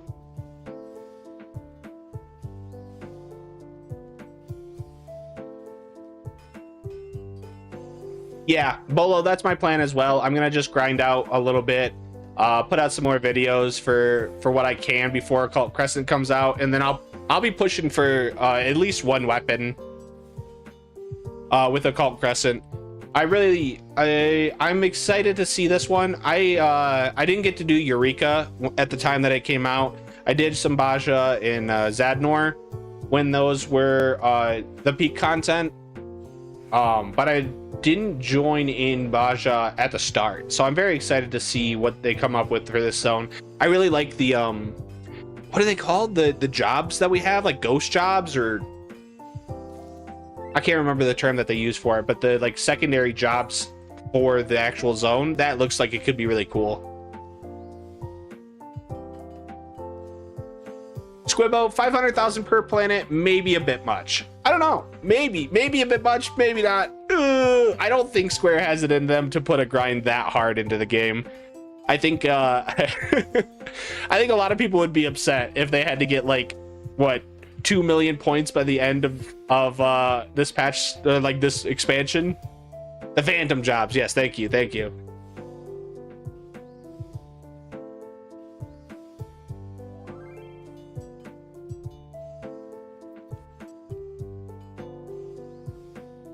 Good morning, Ryan. Good morning.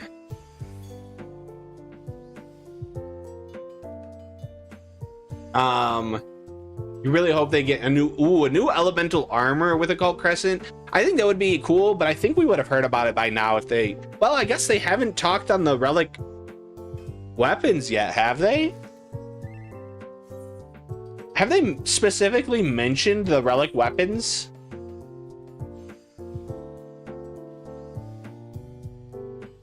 Certainly, the change that they should import from mobile is auto attacks from casters. Yeah, that would be interesting. I think they'd have to rebalance damage though.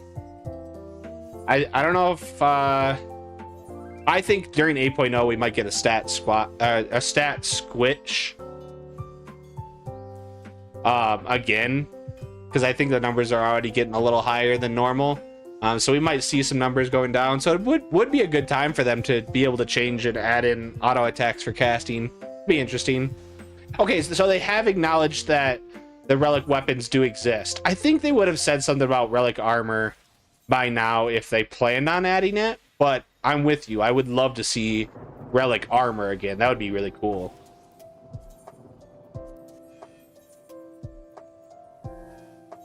Okay, that is it for the weather missions for now. What do we got? Fair skies on the radar for a while. Okay.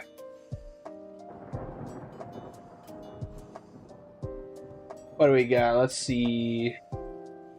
Oof, next weather event's not for 2 hours, 40 minutes. Okay. I'll go ahead and throw on my cosmic timers macro then. Probably just do some of these. Actually, perfect.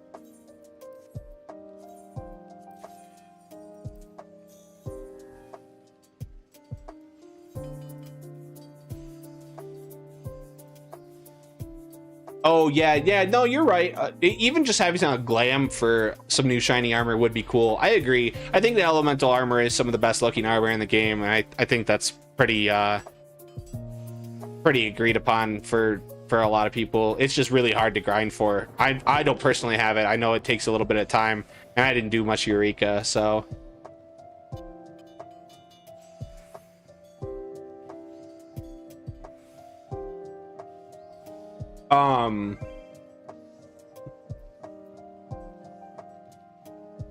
Oh, somebody mentioned earlier, yeah, glam plates, obviously.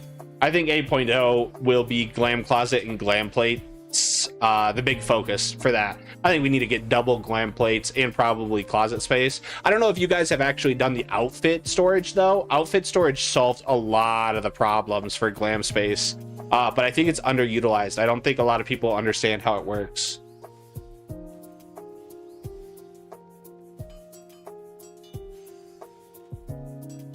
Okay, so with Scrunch, with how the elemental armor was it not in the first patch? Like, was there no stage of the elemental armor until later on?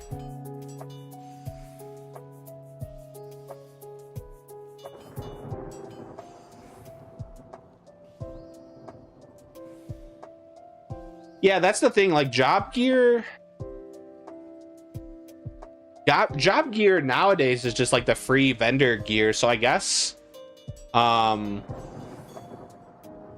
we could technically use that to upgrade in a later patch with Occult Crescent. That would be interesting. Oh, wow. I'm getting lucky with my pilots today. No, can I not finish my crafting? Okay, well, that's fine. Worth it. So Helios Conjunction, you can't dye the gear that you put into the outfit, but you can still dye it on your glamour plate. So like, it has a downside where if you want to store like an expensive dye, for sure it's a problem. Yeah, but you can still dye it on the plates. So yeah, I think in general, like, it doesn't help a ton for that. But if you just have like a bunch of glams that you want to throw in there that you don't care about what their color are, the outfit thing it saves you so much space.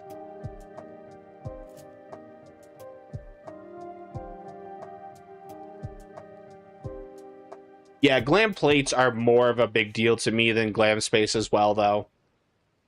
I would like to be able to have a glam plate for every single one of my crafters and gatherers, so on top of my combat jobs, it's nearly impossible.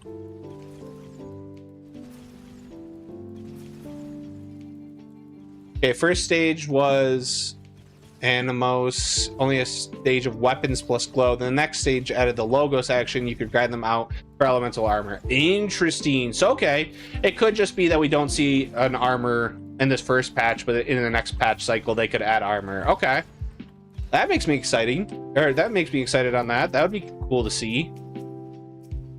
I don't know, I think they're cooking so far with Dawn Trail's post-game patches. Like, a lot of them have been really good. Cosmic is more than I expected it to be, so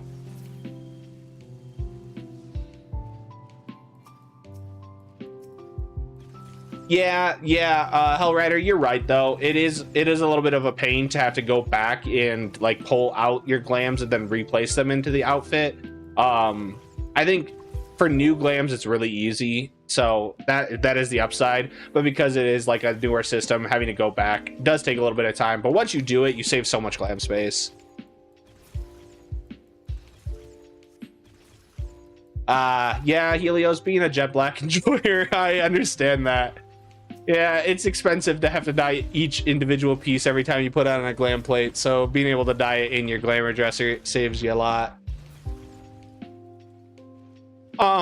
Ooh, excuse me, Cecilia, I have thought about that. I need to actually do that. That should be a really easy, quick video of how to use the glam dress, or the glam outfit dresser, whatever it's called. I'll do that in the future here. Yeah, I know it's on my list of videos, but that list is getting longer and longer. A lot of stuff to talk about, but hey, it gives me things to keep me busy. But I will definitely talk about that, because I think a lot of people don't even know about it. I think it went a little under the radar during the patch cycle. Didn't get it. Okay.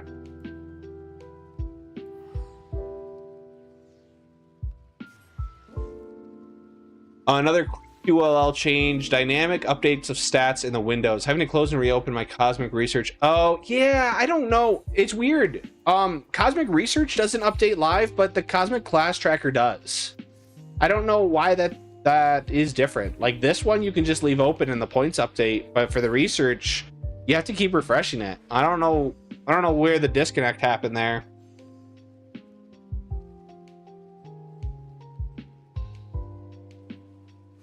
What do I think is more practical in use? The portal? Like, are you talking the Cosmo Liner versus Mini Aetherytes? I like the Cosmo Liner more. Just because I don't have to, like, I don't want to click UI. I want to just run in and skateboard across the map. I don't want to have to, like, click on an item, click on a button, open my map, show where I want to go. I just run into portal. It takes me to where I want to go. ICJ, yes. The video for crafters, specifically for your road to 500,000 points, I have it done. I literally just need to finish editing it. Probably take me maybe an hour, and I will have that posted this afternoon. Afternoon for me. So probably like in the next 3 to 4 hours. I do have to wrap up stream here in about 30 minutes. Once I get back from, I gotta help a friend give him a ride out somewhere. So once I get back home, I'll be finishing that edit and I'll have that video out. That will break down everything. So take a look at that when it comes out here later this afternoon. Yeah. So it should help a lot. There are 4 methods in particular that I'm going to be talking about. I'll rank them best to worst, and it'll help a ton. There's a lot of really good ways to do better points grinding. Yeah, it is still a very long grind. And I say that in the first like minute of the video. It's still 30 to 40 hours per job at 500,000 points. Yeah, tell my friend to take the hoverboard instead. Yeah. No, GAF, they did not finish or fix that bug for the UI on these, which is weird because they have put out like 2 or 3 patches. I guess it's not like as crucial of a fix as like mech ops not working. But yeah, you can see even the armorer one doesn't have the UI fixed on it.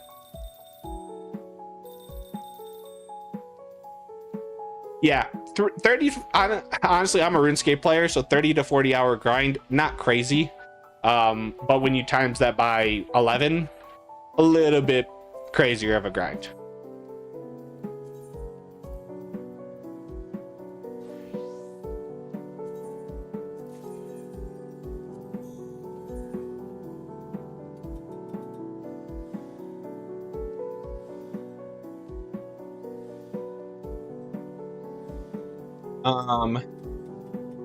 Let's see here. Yeah, my only other problem I have with the glam plates themselves is like I need to understand how to set up, because I have, like, you guys have probably seen, I had unique glams for blacksmith and miner when Cosmic came out, because I wanted to have like a specific glam that was a little bit different than everybody else. So I loved having those, but they broke my glam for my other jobs. So having more plates would just be helpful. ICJ, oh yeah, no, if you do agility in old school RuneScape, you're gonna be just fine for the Cosmic class grind.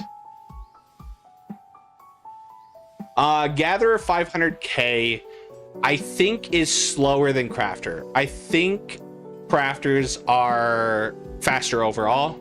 I haven't done any of the weather missions, which are the fast points for all of the jobs.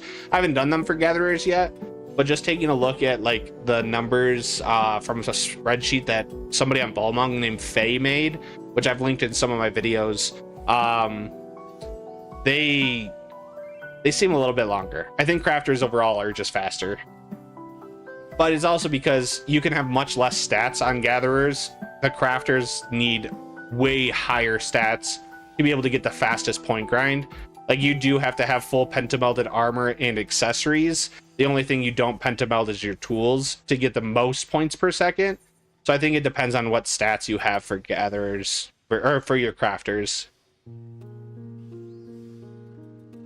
I don't know how. So because it's all the same GF, it broke my glams on my other crafters because like I glammed those pieces of gear that I share between my 2 different crafters. I think I need to set up my job switch to have like a macro to auto apply a glam plate or something like that. But it put the other pieces of gear that weren't like, so because they were blacksmith specific job pieces of glams, they couldn't be used on like my armorer, so it defaulted back to the original default glam of those pieces of items.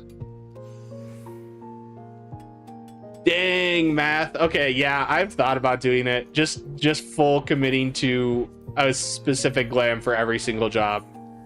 But I think this is where my knowledge is isn't very good. If I make a macro to switch gear sets, is there a way to make it so that it'll apply like a certain glam plate as well when I switch to that job?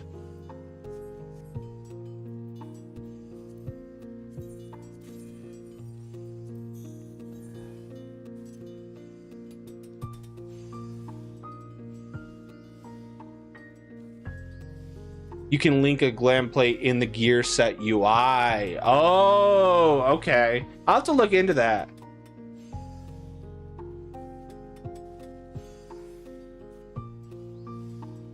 Okay, no macro required. You can link the specific. Oh, okay. I've never done that. I've always just used the same glam for all of my jobs, like all of my crafters. So this was the first time I've had a separate glam for a separate crafter. Okay, I'll look into that. It's right from the character menu. One for the job specific, one for the other, and then link the gear sets for each job. Okay, hold on. As soon as I finish this craft, I'll take a look at it real quick. Okay, so I mean, my blacksmith is the one I had specific one. So if I go to, sorry, hold on, the gear set. So this link to glam plate. Oh my, link gear set. Okay. Okay. So now if I switch between, is it gonna automatically? That's sweet. And now will it? Now, okay, so this is, I have to link each of the other ones now. Because this is what happens, like, because this can't be used. This is what I meant when I was saying it broke. So then I just link all of the other crafters to the glam plate that I have for my like cosmic gear, which I don't know where I put it.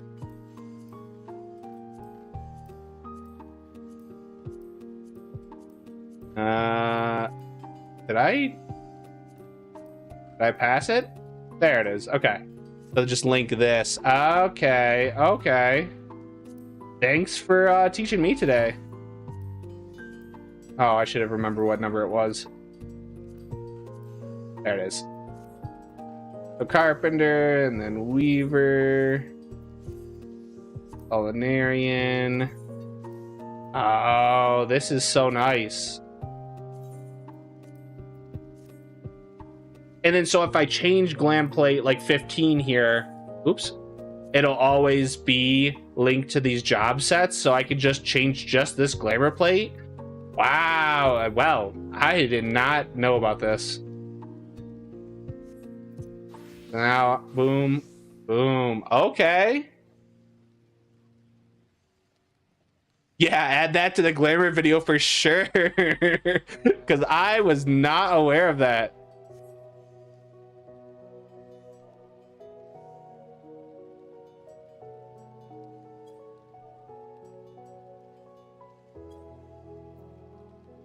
Well, thanks for teaching me today, guys.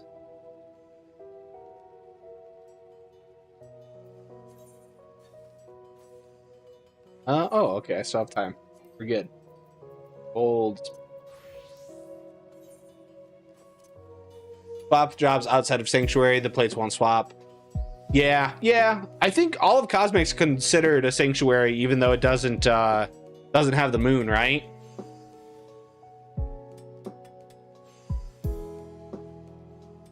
Yeah, there's just so many little hidden buttons in UI everywhere.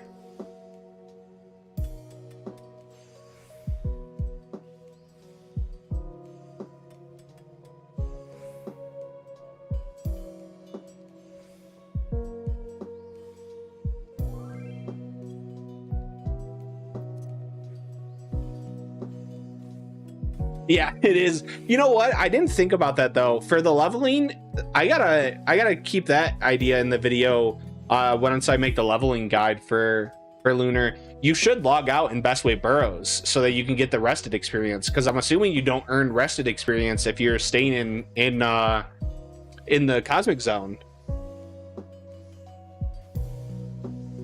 So yeah, anybody here that's leveling, make sure that you log out in Best Way to get your rested experience then, because this is not considered a sanctuary, but it works as a sanctuary for glamming. It's a weird like midway zone.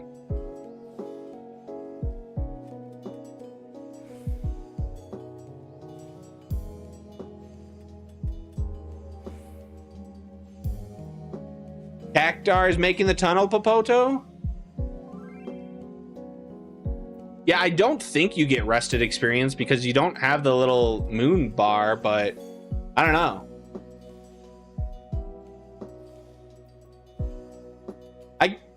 Yeah, it's weird because usually you do get the 20-second countdown if you try to log out anywhere. Maybe this zone's just weird.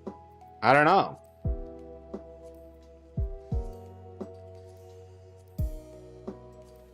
What do I need here? I just need level 2. Actually, I'm gonna work on some of these tools, try to get the level 4 research unlocked as well. Probably not a bad idea. Oh, this one's actually... Yeah, that's my problem too. Well, I don't have my combat jobs, but I've had so much rested experience because I haven't leveled my combat jobs in a while.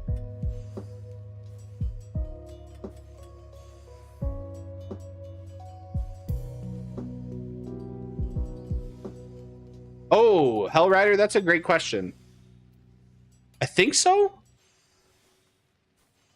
I guess technically I can swap over to one of my combat jobs and I can look real. It does. Oh, okay. Okay. Helios has got us.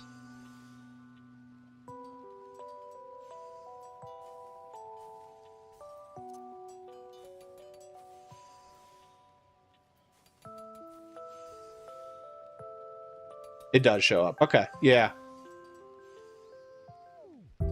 Oh, you know what? I don't remember who was asking. I forgot. I was supposed to switch over and show the movement macro for gatherers. After I do this craft, I'll show it off again.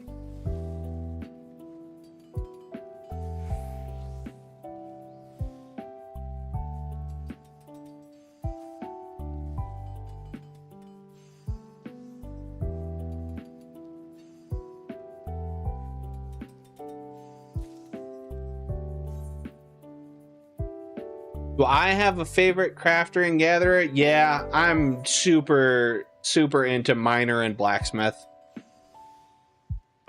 Every game I play, those are my good go-tos. I just like the idea, the aesthetics of a miner and a blacksmith. What about you guys? Actually, what is everybody's favorite title here? What's everybody's favorite title from Cosmic so far? What job are you going for 500,000 points first?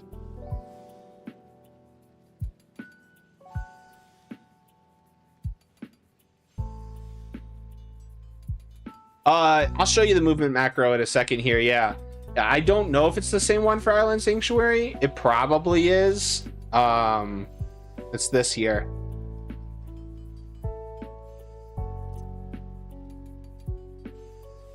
Starfinder, all disciple of lands. Yeah, okay. Alchemist, Culinarian, the Taster, and the Sublimator. Yeah, those are good. Taster. Everybody likes the Taster of stars.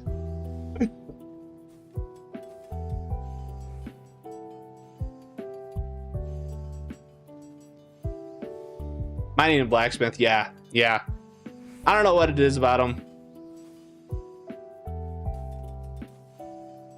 Oh, the gold, the A1 chain mission because you went 0 and 3 procs on a 5 integrity node. Yeah, there's RNG. The gathering definitely has a decent amount of RNG. Okay, so here's the traveling macro that you can do. What it does is it switches over to Picto, smudges, switches to Dancer, does a triple dash, and then switches, I have it back to Miner and activates Sprint. So you can just travel really quickly.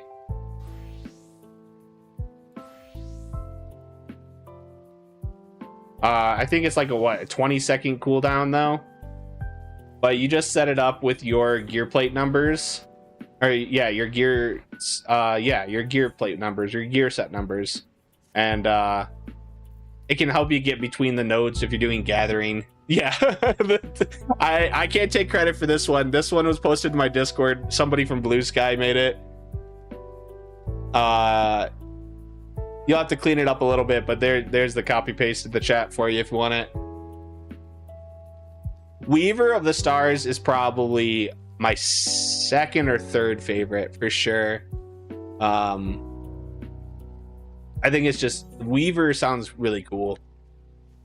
Sleep. Yes, we are getting new crafting and gathering gear. Full setup, left and right side, plus tools. It'll be the final set for Dawn Trail. I have my prep video for 7.3 scripted out. I got to record it and edit it. I plan on having it probably mid-May, like the next week or two. I'll have that out so you can start preparing. But we will get a ton of stuff.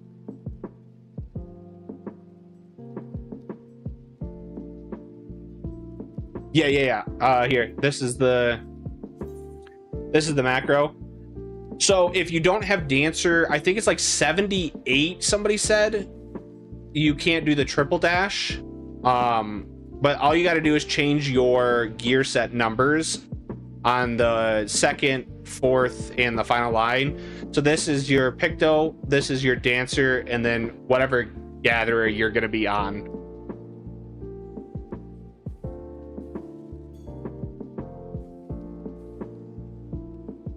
Yeah, somebody in my Discord posted this the other day, and I laughed so much. Like, this is just a funny way to travel around the map. It's definitely faster, but this is like min-max tech for gathering. This is pod racing. Oh man. Yeah, you can add Reaper, you can add White Mage. I think the reason they picked these ones in particular is it's about the distance between two nodes when you're doing a gathering mission. So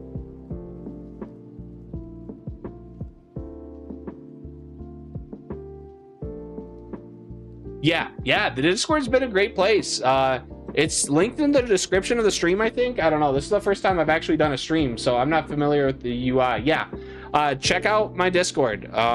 Just a bunch of like-minded people doing crafting and gathering, and honestly, there's been a lot of people in there that have been encouraging some of the people that hadn't done combat to get into combat. We had is Jazz still here? I'm not sure if Jazz is still watching, but Jazz cleared their first Unreal, and I think that was they hadn't even done an extreme yet.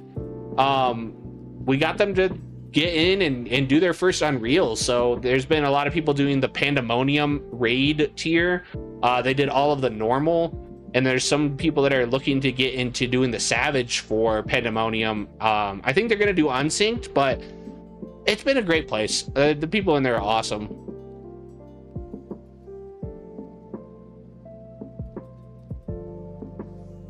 Yeah, so okay, let me ask, you guys are watching, would you rather me stream on YouTube or Twitch? Because I know I have seen that the problem with YouTube is it does have your government legal name for a lot of people, and Twitch kind of makes it so you can have your own usernames. There's a little bit, I don't know, I've been flip-flopping on whether or not I should be streaming on YouTube or Twitch. So I really, you guys are the ones that watch, so what would you prefer? Okay, YouTube, that's okay. I'm happy to stick here. I just don't know how people can change their names. I know a lot of people have their government legal names as their YouTube channels because they're usually linked to their Gmails. I like Twitch, but I only see the stream because I saw it on YouTube. Okay, YouTube is cooler. No, I'm happy to do whatever you guys would prefer. Okay. I haven't only Meowzinger is the only Twitch one I've seen so far. Twitch has so many ads, and also you watch on YouTube. So if you have YouTube Premium, do you skip ads for lives? Like for all people's lives?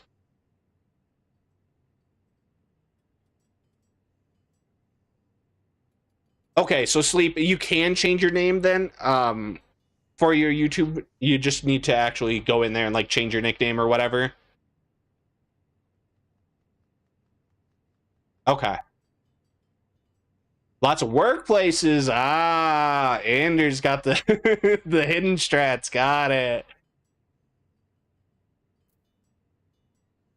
Yeah, I guess this is biased because I am on YouTube. But I think the big thing is like all of my stuff is already on YouTube. I think it's a lot easier for people to find me if I'm already here because I am primarily just doing videos. So I do plan on doing a little bit more streaming. This has been a lot of fun. I've been enjoying this. So I plan on doing some more in the future. Definitely like when more patches come out or when we're doing some grinding. So YouTube does let you change your name. Okay, yeah. There hasn't been an ad during my live. Okay, good to know. Oh, Cecilia is asking, I think, how to change your name. in your settings, in your account settings. Okay. Yeah, I do see that, like, if people are watching my YouTube videos and they have like premium, it gives like a couple of cents of revenue towards that because they don't get ads or something like that. Yeah, YouTube, I do think, I like me watching Twitch, I do have a lot, like, I think Twitch's emotes and like stuff like that is a little bit more interesting, but I think the ads are crazy annoying over there.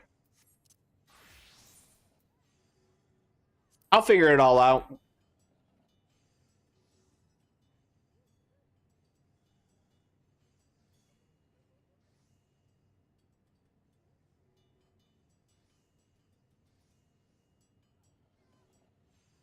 Yeah. Yeah, okay. Well, I'll keep that in mind then, and plan on just doing more YouTubing streams. Um Honestly, I think it's easier for me because I already have everything set up through YouTube already. So, am I mad that Big Mount is a recolor? Not really. Um I think so. One thing that is kind of just the universal truth for Square Enix, especially when it comes to Final Fantasy 14, is they don't like to make things too cool for the really hard grinds. Like, I don't know if you've ever looked at the mounts for like S tier hunts. Um, they're kind of ugly, right? But they're still a flex.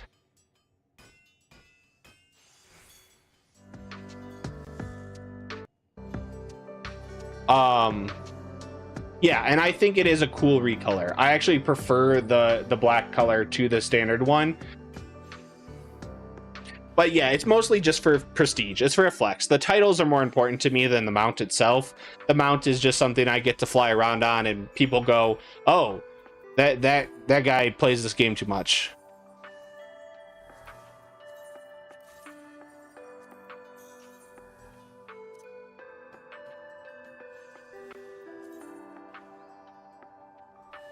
But yeah, they don't like to make things too cool because it makes people that don't get to play, what are we talking, 300-400 hours to be able to grind out that mount, they don't feel like obligated to do so. And Square really doesn't like to push that like toxic FOMO in the game, which is good. I really appreciate Final Fantasy for its ability to like rest during periods and play other games. I'm a big variety gamer, so having an MMO that doesn't like require me to log in every day and play 4 to 6 hours really makes me feel a lot better about it. Oh yeah, GAF, you're correct. Like, rewind is a huge part of YouTube live stream that I prefer as well. I like to watch the live letters on YouTube now over Twitch because I also think it's less laggy.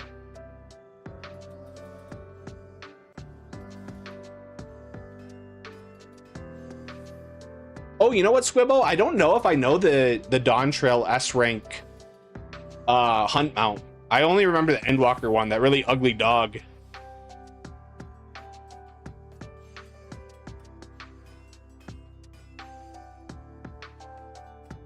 Yes, exactly, ICJ. The mount is more of a that guy hasn't touched grass, and I'm okay with that. I like a little nerdy flex.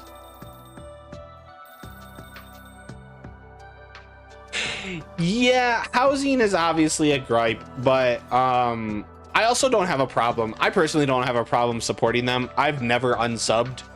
I think the game deserves my money because they put out really good content, and I like to be able to just log in whenever I want to play without having the obligation. So,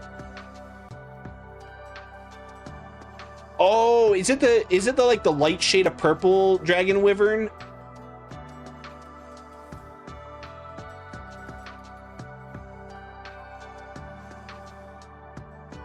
I vaguely am recalling seeing it at the start of the expansion now.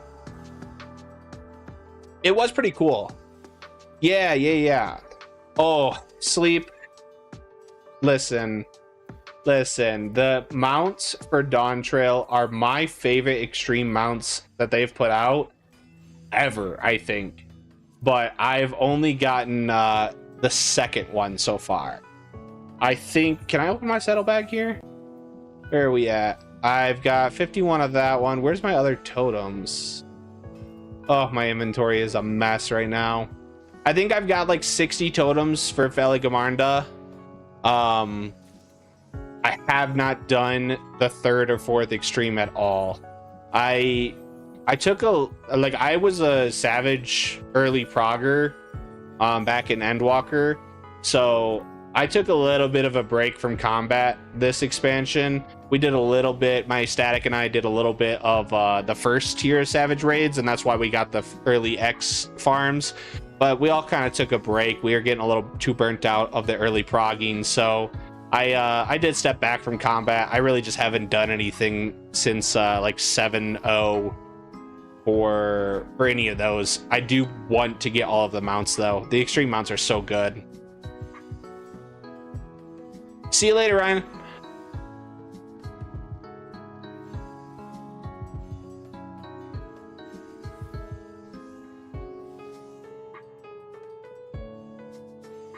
I used to play WoW and I didn't get on for 2 years, but paid my sub anyway, just in case I wanted to get on. Exactly, Cecilia. I took like a 6-month break between like the end of Endwalker and Dawn Trail, and I just pay my sub. If I want to log on and do a quick little dungeon with a friend or something, I think it's just worth it for me.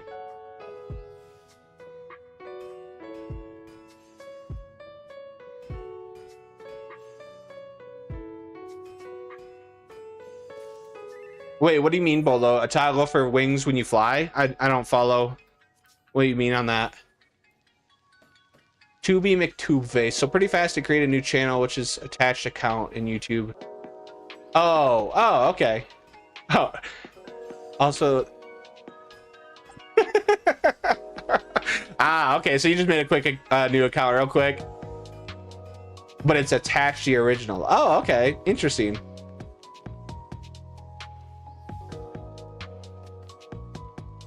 You already have the tokens for this Fiend Wings, but oh man, going 99 dry is crazy because that's you don't get 2 totems per clear on that one, right? You have to do 99 clears. Oh, and I'm sorry, Math Bandit, you said earlier too, you haven't done any of the hard combat stuff. If you want, join in with these groups that have been doing it in the Discord. I'll probably be hopping in occasionally when I get some more free time to join some of those combat ones because they've been doing a good amount of stuff. We did all of I think the last 2 tiers, or the last tier of the newest raids, the normal ones, and then we did the new alliance raid as well. Okay, they do change appearance, and you just don't like the changed appearance when they fly. Oh, okay, gotcha. Yeah, I mean, that would be interesting to have a toggle to turn it on and off.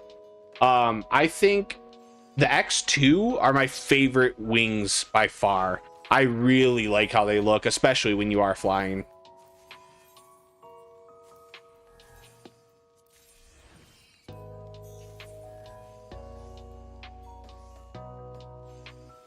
You got the wings on your first clear? Oh, that's so lucky.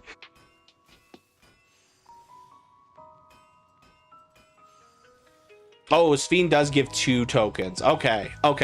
Was it the latest one, the 4th extreme, that only gives 1 token per? Honestly, Math, I think a lot of people are intimidated by combat because they're kind of like told it's a lot harder than it actually is. I don't think it's like, if you have a decent group, like if you have like 4 people that like are a little bit higher end skill, you can take 4 people that aren't as good, and most of the, especially for the extremes, like you can clear that content with multiple deaths. It's usually not that hard, especially if you wait like 1 patch.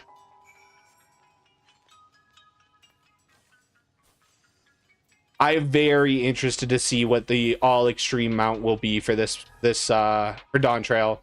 I was shocked by Endwalkers and how different it was, so I couldn't even predict a little bit of what we might get.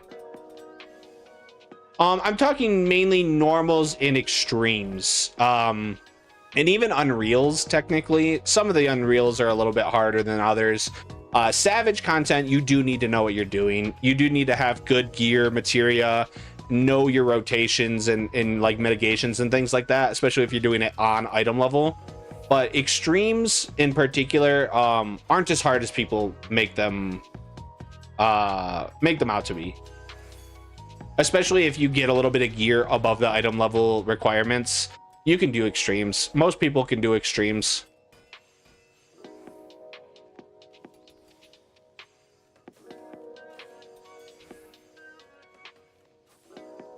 Rolling a 99 on a mount on your first clear of an extreme is got to be one of the best feelings.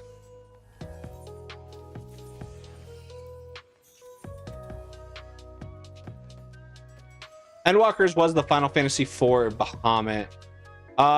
That's true. Final Fantasy 9, I really just I think we have a lot of Alexander stuff already, so I don't want it to be Alexander themed, but Final Fantasy 9 themed is probably what we're looking at.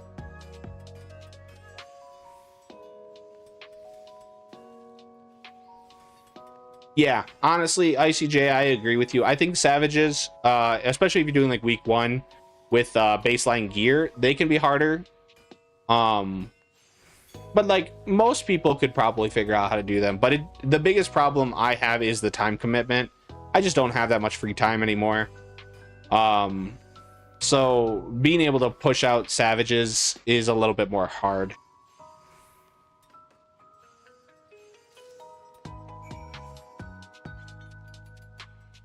Yeah, Popoto, Meowzinger kind of covered it, but they're limited recreations of old extremes for like current item level. So like most of the time you'll be fine with them. There are a couple of them that the DPS checks have been pretty tight, so you kind of had to have a better idea of how to do your DPS rotation, but for the most part they're pretty similar to an extreme difficulty.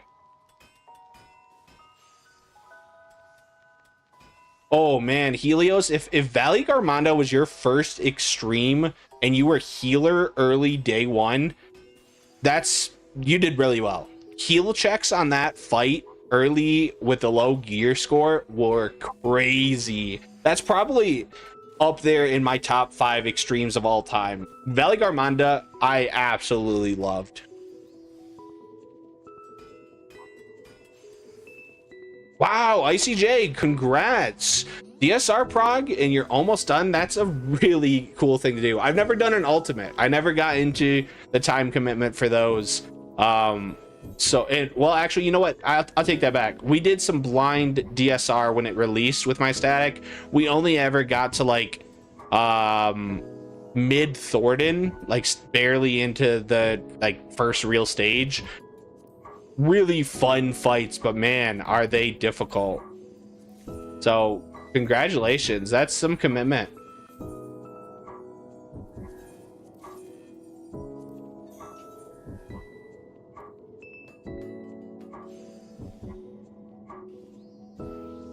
For Savage, my static do 3 days of progress, 2.5 hours each. It's already, yeah, that's what I kind of go for. My only problem I had is my static, we all prefer going full blind. We don't like guides. So it takes a lot longer. You're trying to figure out all the mechanics, and that's where we kind of got burnt out. We tried to do some stuff with guides, but I think we were already just a little too burnt out at that point. So we all just took a break. But hey, it got me over into crafting and gathering some more, and now I get to hang out with you guys, and I've made a ton of fun videos from it. So yeah, Helios, I was a sage as well during Valley Garmonda Extreme. I love Sage, don't get me wrong, but man, if you didn't have a good pure healer on especially that like fire group stacks check, oh, that was tough.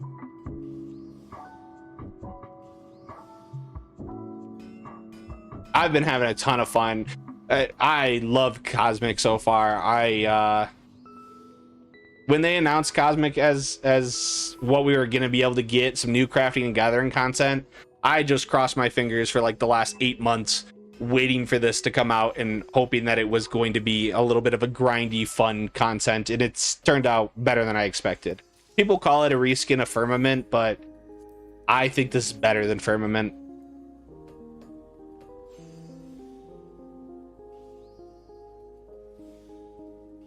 Wow, I see. Okay, so you're working through all of the ultimates. Wow, that's awesome. Which one's been your favorite so far?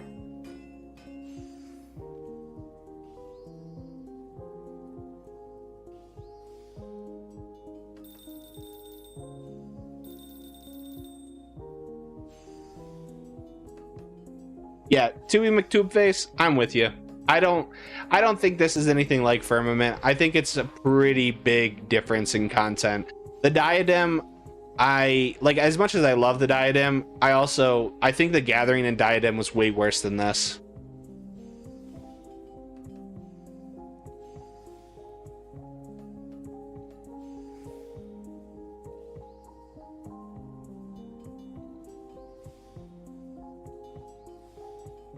Yeah, I only joined in the last stage of Ishgard Restoration, but I was only like level 50 on my crafters and gatherers, so I really didn't get to like play at its full capacity. But Ishgard Restoration had that problem where you had to go out into the real world and get materials, and then you had to get diadem materials. It was just too much. I really like this system where you just get the materials for free, and the crafting in and of itself is the hard part. I don't like that. I like Firmament was too much. I don't know. You're correct though, Meowzinger. I do wish there was an LB bar that you can use to do something, anything, like in the fact, or I think somebody commented on my YouTube video saying like it would be really cool if you could party up and get an LB bar that gave you like a boost or something like that. That part of diadem was amazing. The little auger cannon to destroy the mobs for extra materials was really, really fun.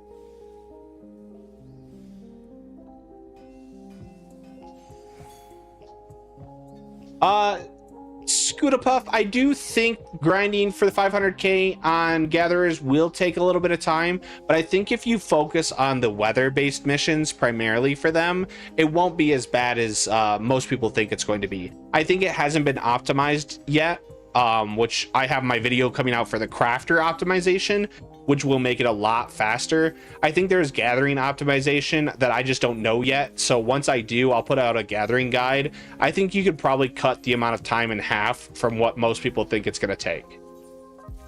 You just have to focus on the missions that give the most amount of points and not worry about just doing all of the missions. So we'll see in the end. Oh man, BB, you're right though. Inventory management for diadem was a problem. I have a retainer that's literally like half full of diadem materials still because I want to go for the Pteranodon mount still. But like having to keep all of those items in my inventory, oh my god, that was the worst part. Oh, I'm sorry, I'll back up to ICJ though. T is your favorite, but DSR is taken over now. I agree with that. DSR is cinematically amazing. The fight looks like so much fun.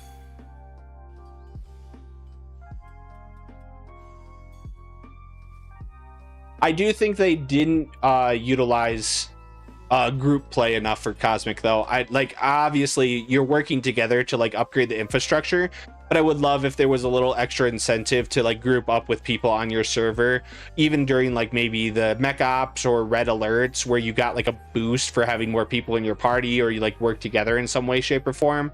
I think that would be something that I would love to see them add in the future, because I love for anything that adds a little bit more of socialization into the game, or like a working together feeling, since it is an MMO, you know.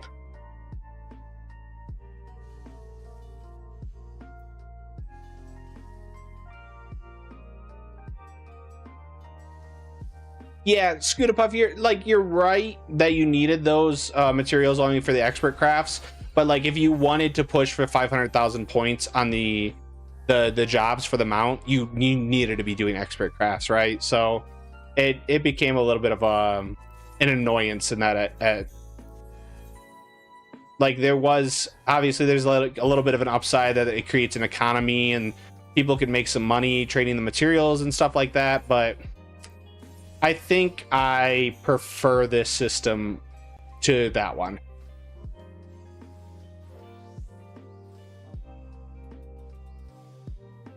Yeah, gatherers are going to be spam that specific mission, but it's the same for crafters. As you can see, I keep abandoning missions to cycle. I'm looking for 2 specific missions for my crafters that just give way more points.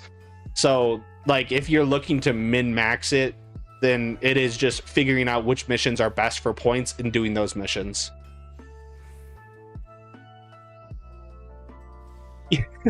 Yeah, you got 145 slots back after getting your Pteranodon. Yeah. Like, the amount of materials that you have to store for Ishgard Restoration was ridiculous. I don't think progress has stalled for infrastructure. I think the steps take a lot longer. I think there are certain steps that are way more difficult because they're the bigger upgrades, but then we'll see a couple of steps between those go very quickly. We already saw that. I think like 5 and 6 were almost instantaneous upgrades, but then you hit that wall of like a big upgrade coming next. So I think we'll get this done probably around the time Occult Crescent comes out, if I had to guess on the timeline. But I'm not entirely sure. There are some big upgrades coming still. Yeah, ICJ, there is the major downside of you lose that credit buff, so it's not optimal if you're looking for credits for sure.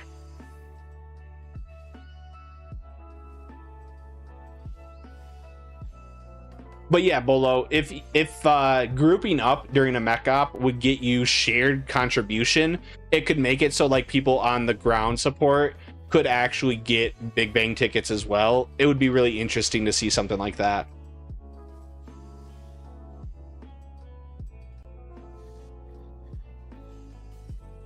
Yeah, certainly. I kind of bounce back and forth on this one. Right now, I'm just trying to push for a little bit more points. I'd like to get to 175,000. I gotta end stream here in about 5 minutes, so this was actually my goal, was to get to 175,000 during the stream. So I ended up hitting it pretty much perfectly. So I am kind of cycling missions just to finish that number up. But in general, like if I'm watching a movie or something, I'm just gonna be focusing on just click mission, open up all my macros. Like I do have the full macro panel for every single A rank mission here, and I'll just use those.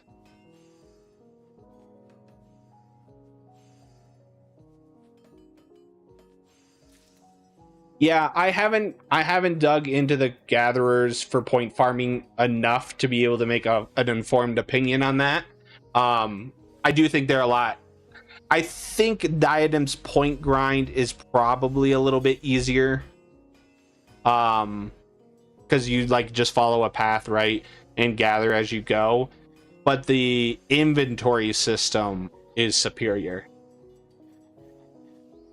BB, you're halfway through a gatherer. What have you been doing? Just kind of doing random missions as you go?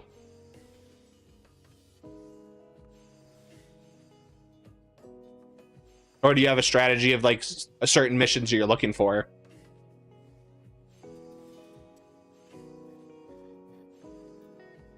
Nice! Congrats, Math. How many relic tools you got done now? Insert Umni, 370,000 points on Alchemist. 30k during the stream. Pretty good. Pretty good. You'll get there in, what do you think? Like a couple more days, you'll get to 500,000?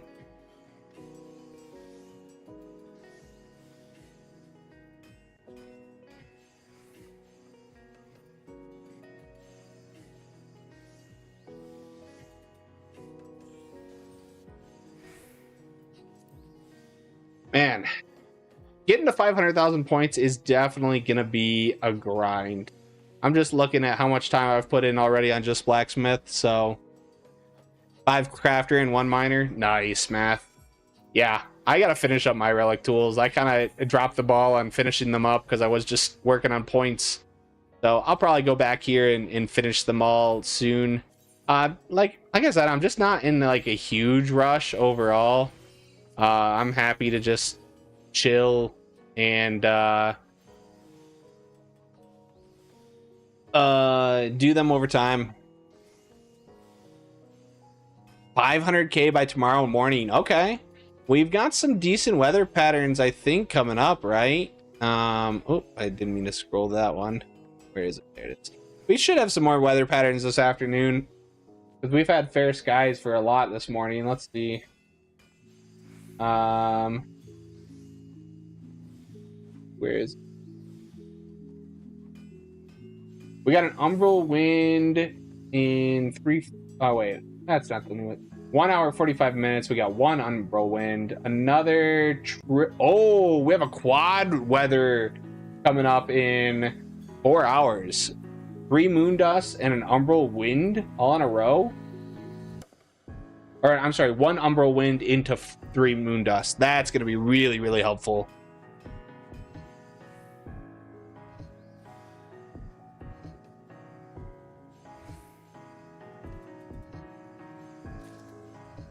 What about your 400k on Carpenter? There was a weather chain at one person gonna finish it tonight. Yeah, there's that weather one, 4 in a row. That's gonna be really nice. Probably can get, I don't know, like nearly 100,000 points during that. Ooh, Sir Uni, you're right. Like I do want to see these upgrades, so I have been pushing for a little bit more just to get these infrastructure upgrades. Oh, okay, BB. So you do the combo missions and hand in as a gatherer for the gatherer points. Okay, that's a method. Gather breakpoint of 5,461 for bountiful yield 2 plus 3 during red alert, so it's more GP efficient.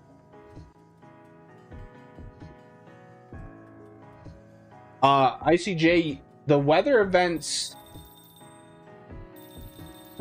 aren't up right now. Which one are you talking about?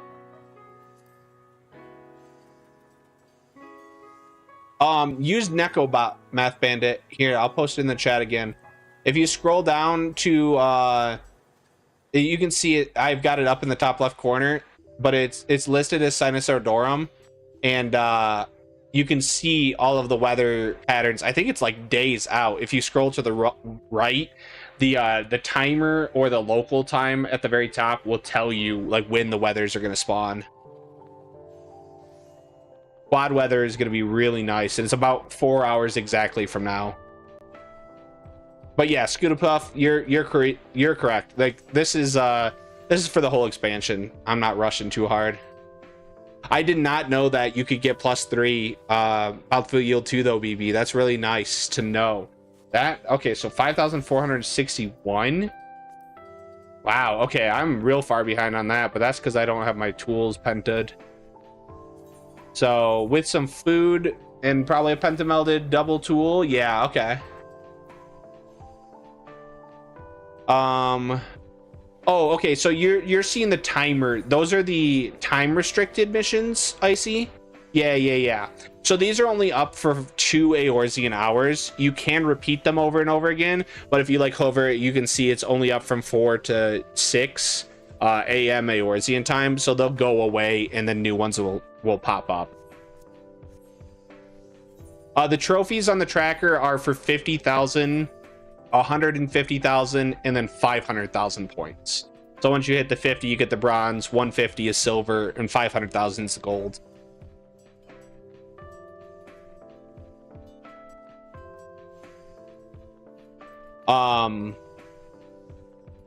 Meld the second piece of RF high tier, use melded tools, not cosmic, and eat high quality Jingo curry. Okay. Hey, that's good to know. I gotta dig into my gathering points video, so I'll definitely keep those in mind when I do so. Yeah, you can spam the weather missions as much as you want. Just be aware that if you fail the weather mission, you have to succeed a new one to be able to do it again. It'll like block it out until you pass a different mission. So just be careful. But like I said, give me a couple hours and I'll have the full guide out that'll detail all of the weather missions and stuff like that for crafters. I do have to get going though, guys. This has been so much fun. Thank you for watching. This has been this has been awesome. I have way more people tuned in than I expected to, and this has been really fun to do. I definitely want to do more of these, so as I get some time, I'll be streaming some more and we'll do some more Cosmic together. So yeah, now the guide will be out. It's fully, oh, you're right, before the quad weather. It will be out before the quad weather, I promise that. 4 hours from now, I will get it done. I literally just probably needed to spend an hour more just editing it, and I'll get it uploaded. So do look forward to that. Subscribe if you need the updates, you know. So thank you guys very much for watching. Thanks for tuning in. It's been awesome. Happy grind to all of you as well.